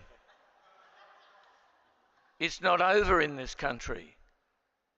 Those complicit bureaucrats, those people who pursued witness K, got a plea out of him, and so eloquently did John here beside me explain his plea, got a plea out of a man, the revelation of whose identity would almost certainly put his family, children, grandchildren in great personal risk,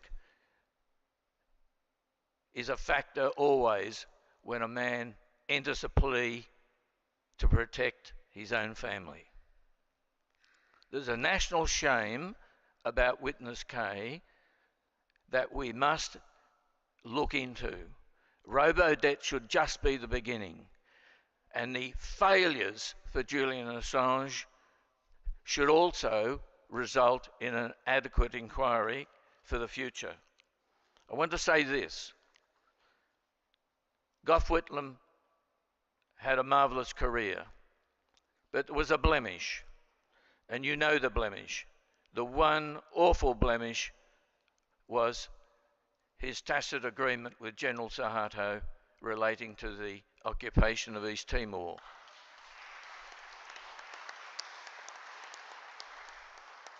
I want to say, as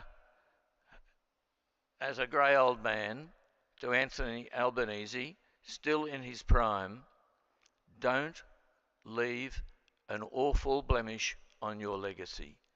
Get Julian out of that place soon, or if he perishes, you will live with a terrible legacy. Thank you.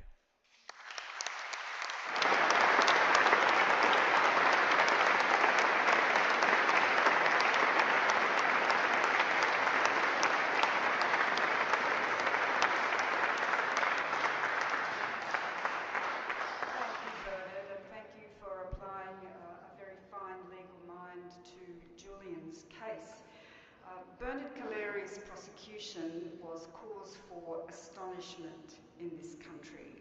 The man was the former Attorney General of the ACT, and for those overseas who have never heard of the ACT, it's a territory of this country where the capital of Australia is situated and our Parliament is situated. After years of what the persecution and prosecution have done to Bernard's life, I'm very grateful that he's standing here today, and not only standing here today, attending rallies all over the country to support David McBride, to support Julian Assange. He is a man of great principle and great generosity. Thank you, Bernard.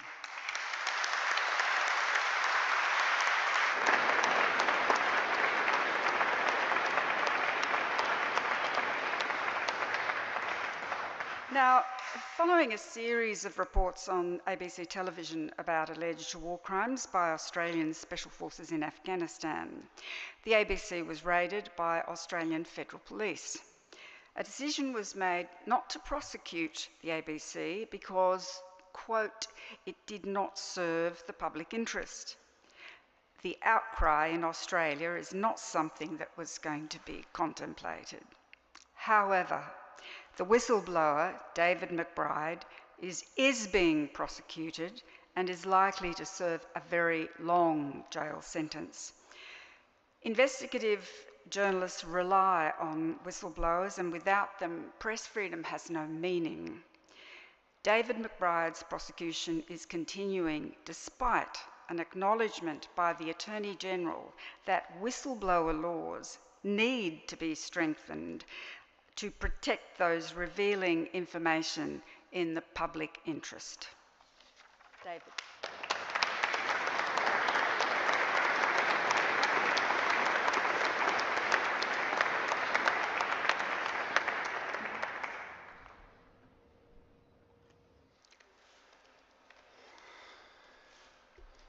It's been a long night, but a great night. I don't have to prepare a speech because my life is the speech. We stand here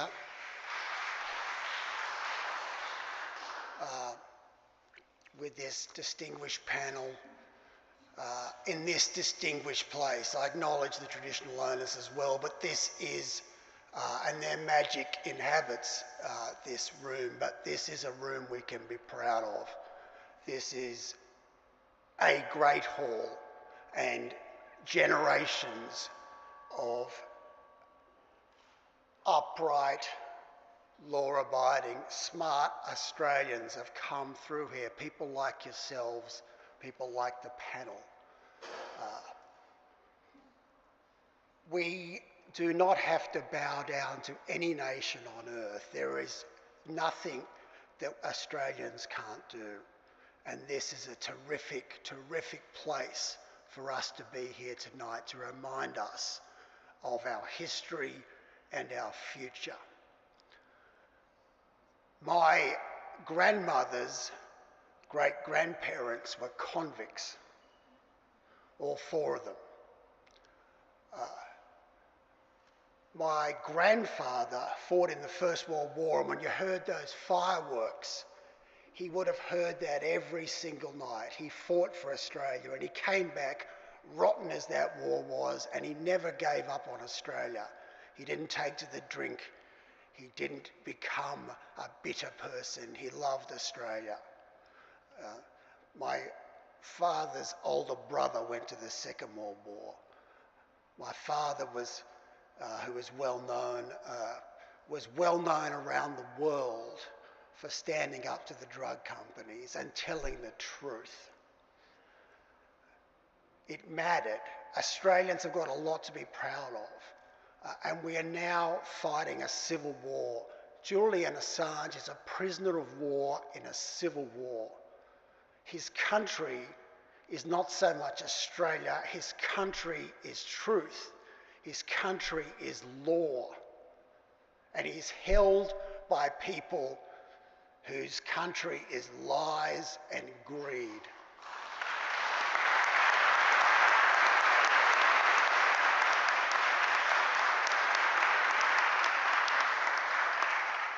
The good news I've got for you is that we will win, and in years to come you will be so proud of being here tonight. You can go around with a smile on your face. If people ask you about Assange, don't get angry, just smile. It's attraction, not promotion. We will win this, and in 5 years' time everybody will claim to have been here. Everybody will be an Assange supporter.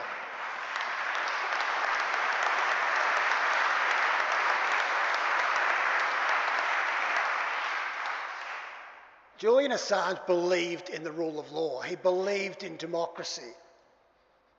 He revealed what he revealed to clean up the European powers, to clean up what was going on in America, and they say no.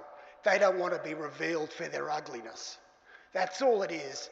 Don't believe he's a criminal. He's not a criminal any more than I'm a criminal.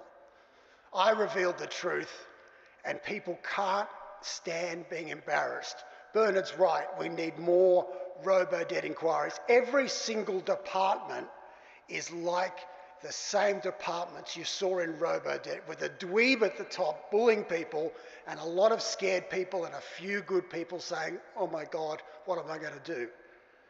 Every department, the department is prosecuting me, the department that prosecuted Bernard.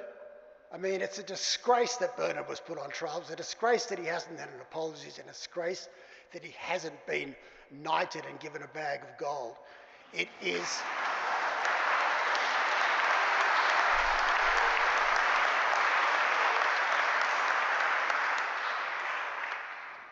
But what we all do, we are going to win tonight. The opposition do not have a team like this. They do not meet in halls like this. They're in dive bars in Washington, DC, drinking double whiskies and talking out the side of their mouths. And they think that there's cosplay gangsters like Pompeo, and I can tell you, we will beat them. We will beat them.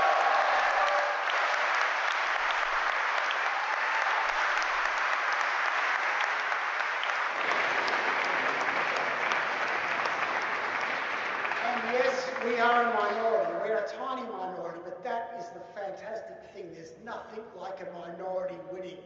It's Agincourt. But instead of laying claim to France, which obviously wasn't Britain's in the first place, we are actually laying claim to truth. We are laying claim to values we can be proud of. Justice, and we will win. We are the 300 Spartans. We are taking on a big people, and we will beat them. And there is nothing like winning a great victory against outnumbered opposition. We're not playing a few men down, we're playing a side of sevens against a full-side rugby side, and we're still going to win. And that is something we can be proud of. I'll finish now, but I just want to thank everybody here. You are what makes Australia great. Every day people write to me and say, keep it up. And I'm going to keep it up. I know that the trump card I've got is that they can put me in jail. Put me in jail, Anthony Albanese, and you will look like a fool and I will look like a hero. Because I've just stood up.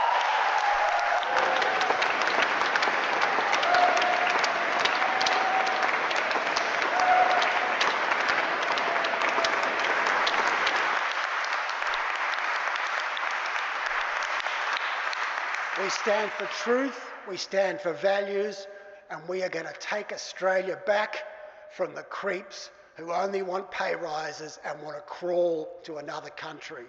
We say no, we say put us in jail, we're not afraid, and we will win because we are right.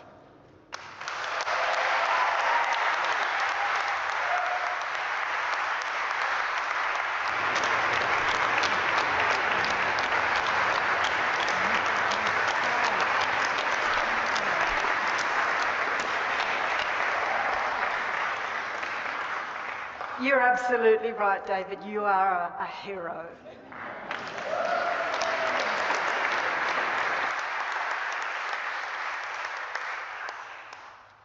The current alarming level of self-censorship in the Western mainstream media has given cause for one former diplomat, Alison Bronovsky, to ask in an article in the independent media site Pearls and Irritations today whether the Australian wartime D-notices or some similar mechanism has in fact been introduced. Extremely important stories broken by independent journalists are not being followed up in any way. Cy Hirsch's report on who was responsible for the bombing of the Nord Stream pipelines, and the interference of a political party and intel services in censorship on a major communication platform, Twitter, to name but two.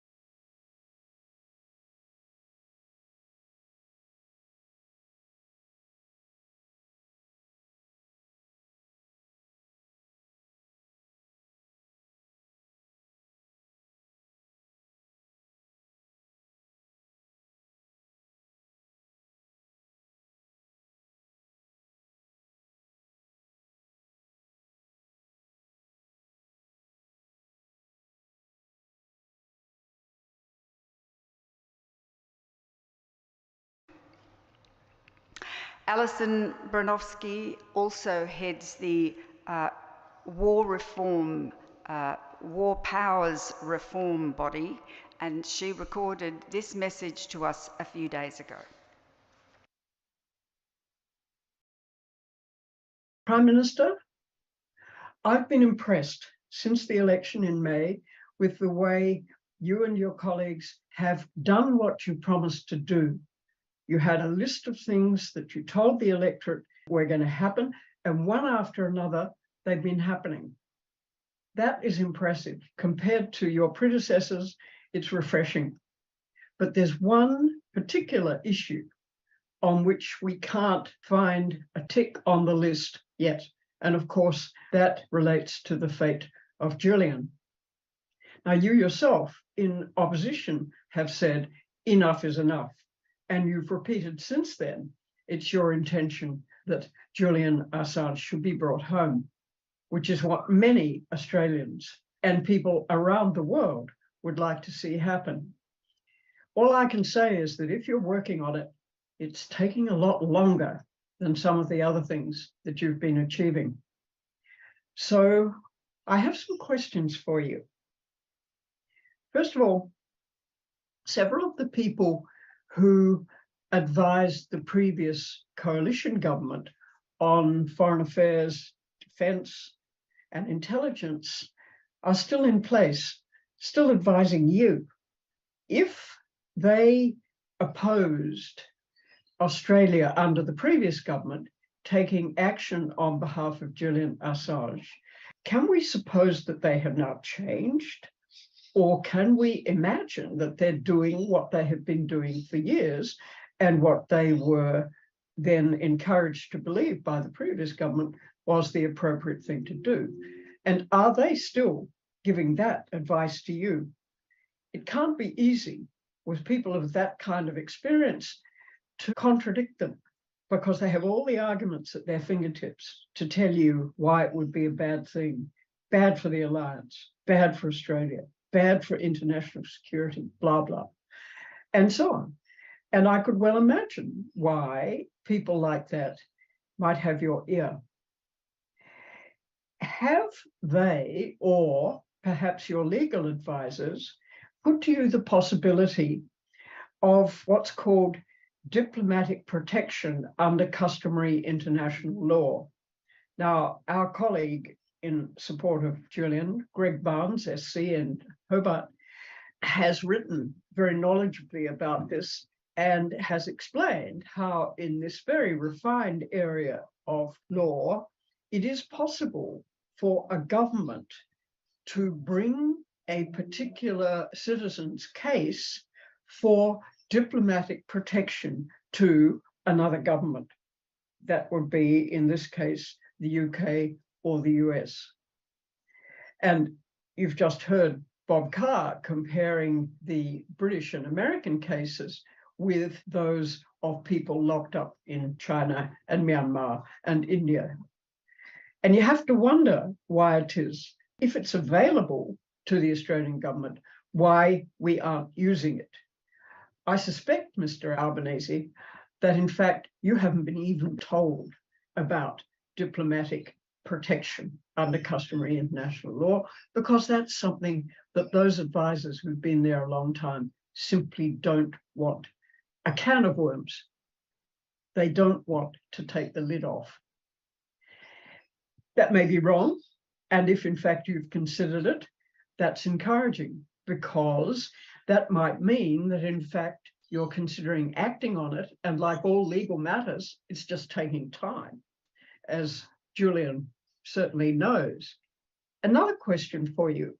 Have you perhaps considered taking Julian's case to the European Court of Human Rights? Because he has been locked up in Britain for a very long time over nothing but a breach of bail, for which he has certainly paid more than the usual penalty. And I'd have thought that the European Court of Human Rights would be interested in that, plus the fact that Nils Melzer, the Special Rapporteur on Torture, has made his opinions on this matter clear to European governments. Speaking of which, have you thought of invoking the Convention Against Torture, of which Australia is a signatory and the United States is not? This is important because an Australian citizen's well-being, indeed life, may well depend upon it. I do think the Australian people are getting tired of waiting for some action on this case and would like, quite apart from the enduring suffering of Julian, would like to see the case brought to a speedy end.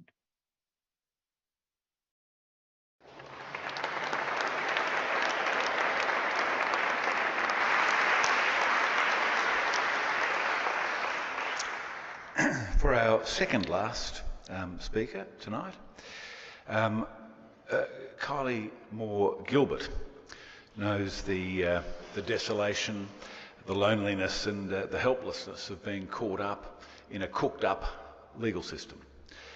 Kylie was for 2 years imprisoned in Iran on espionage charges that were ultimately abandoned.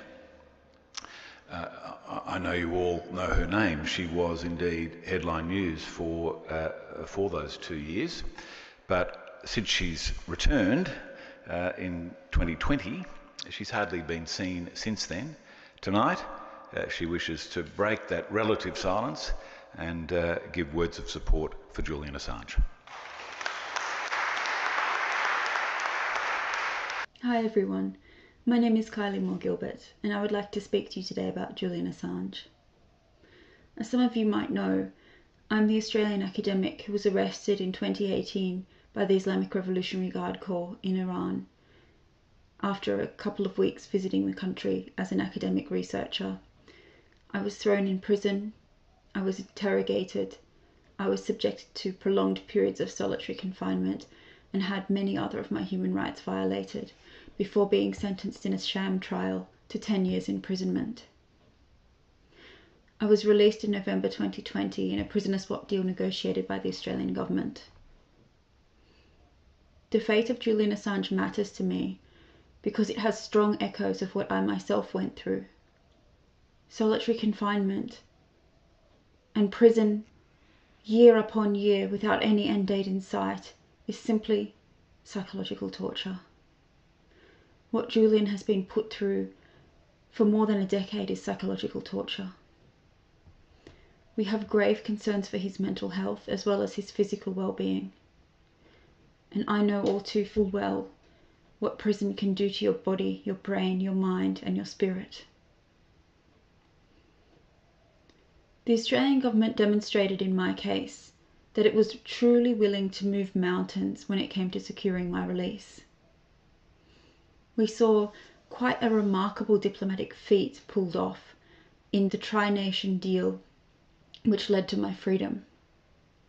This involved input from a variety of agencies, including the Department of Foreign Affairs and Trade and its consular service, the Australian Embassy in Tehran, the Australian intelligence organisations, and elected politicians. I'm very grateful and very thankful to the Australian government for securing my freedom 2.5 years into an unjust 10-year prison sentence for crimes that I did not commit. Julian is similarly charged with ludicrous crimes of which he is not guilty, and he has suffered long enough. I call on the Australian government to demonstrate the same resoluteness that they applied to my own case to securing Julian Assange's freedom. Julian is one of us. He's a brave person who stood up and spoke up for what is right. I call upon Anthony Albanese, Penny Wong, and others within this government to prioritise securing Julian's freedom and to put an end to the long suffering and torment that this poor man has suffered. Thank you.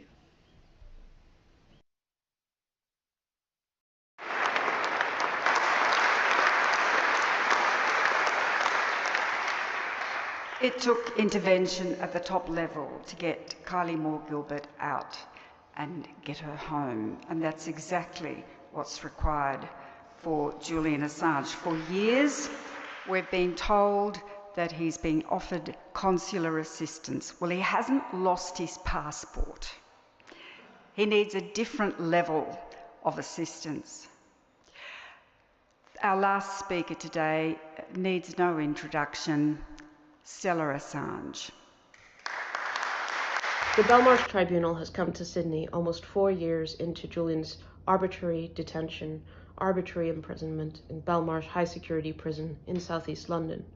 Julian was arrested on the 11th of April 2019, and every day since then he has been in a cell in this horrible place alongside actual criminals and convicts and dangerous individuals. And he's there not because he is serving any sentence. He is not a prisoner at all formally. He is there on remand while the United States seeks his extradition. You've heard today a lot of detail about what the US is actually accusing him of, which is journalism, which is doing the right thing, which is trying to get states to follow their own rules and actually obey the law. Julian's work has been an indictment of how the United States and its allies have conducted themselves during the wars, the illegal wars in Iraq, and the illegal detention of detainees in Guantanamo Bay, and the US interference, for example, in Spain and Germany and Italy, in their attempts to put US citizens on trial for kidnapping and torturing European citizens on European soil, and derailing those attempts. So Julian has stood up for the enforcement of the international legal conventions that Australia has signed up to, that the United States has sometimes signed up to. As you know, the US has not signed up to the Convention Against Torture, amongst others. And Julian's work and his motivation has been to strengthen democracy and to strengthen citizens' right to know information that matters for democracy and to hold abusers to account.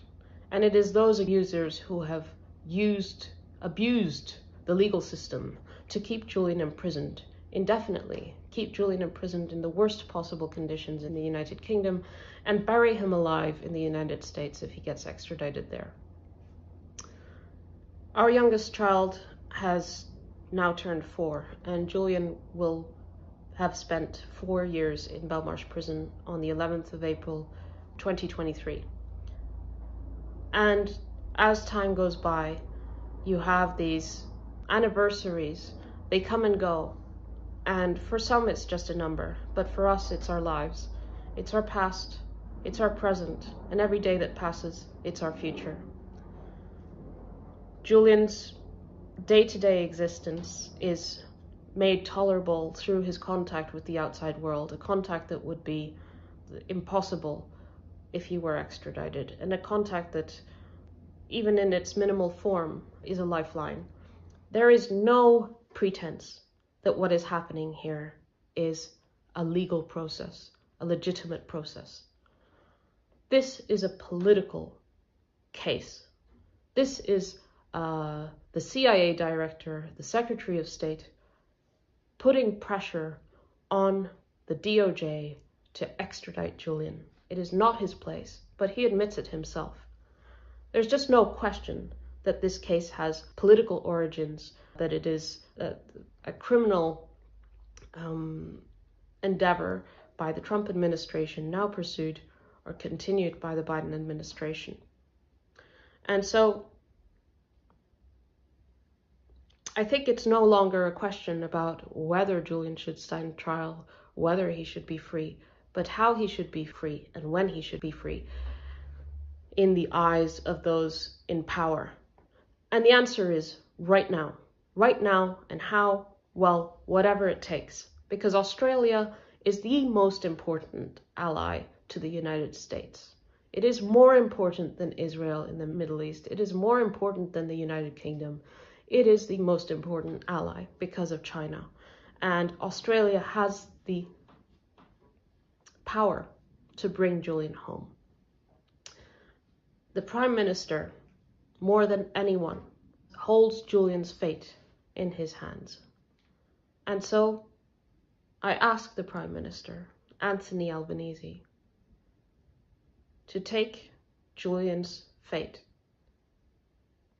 in his hands and bring him home to us. Bring him home to our kids. Bring him home to me and end his suffering.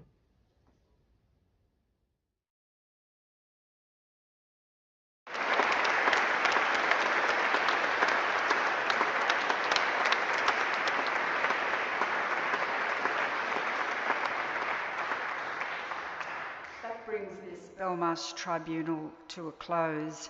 And to echo Stella's words, now is the time to bring Julian home. Make this part of your legacy, Prime Minister. Julian is relying on all of us. What can we do? Mark, what would you advise Australians to do? Well, the telethon. Obviously, I mean, clearly, obviously, contact your local MP. People really underestimate the power of contacting your Member of Parliament. I think this is a movement that's building. It sat, to my utter frustration, with complete morbidity for 10 years, but I think something is changing.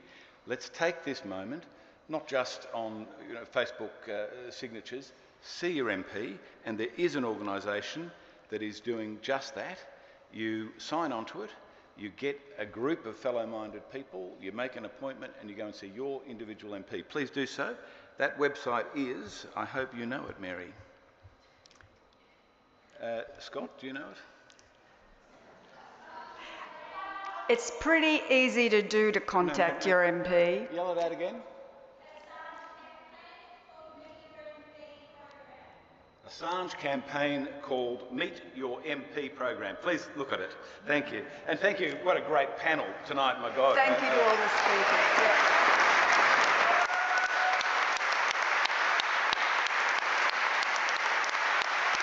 Thank you, and thank you for being here and watching online. Thank you.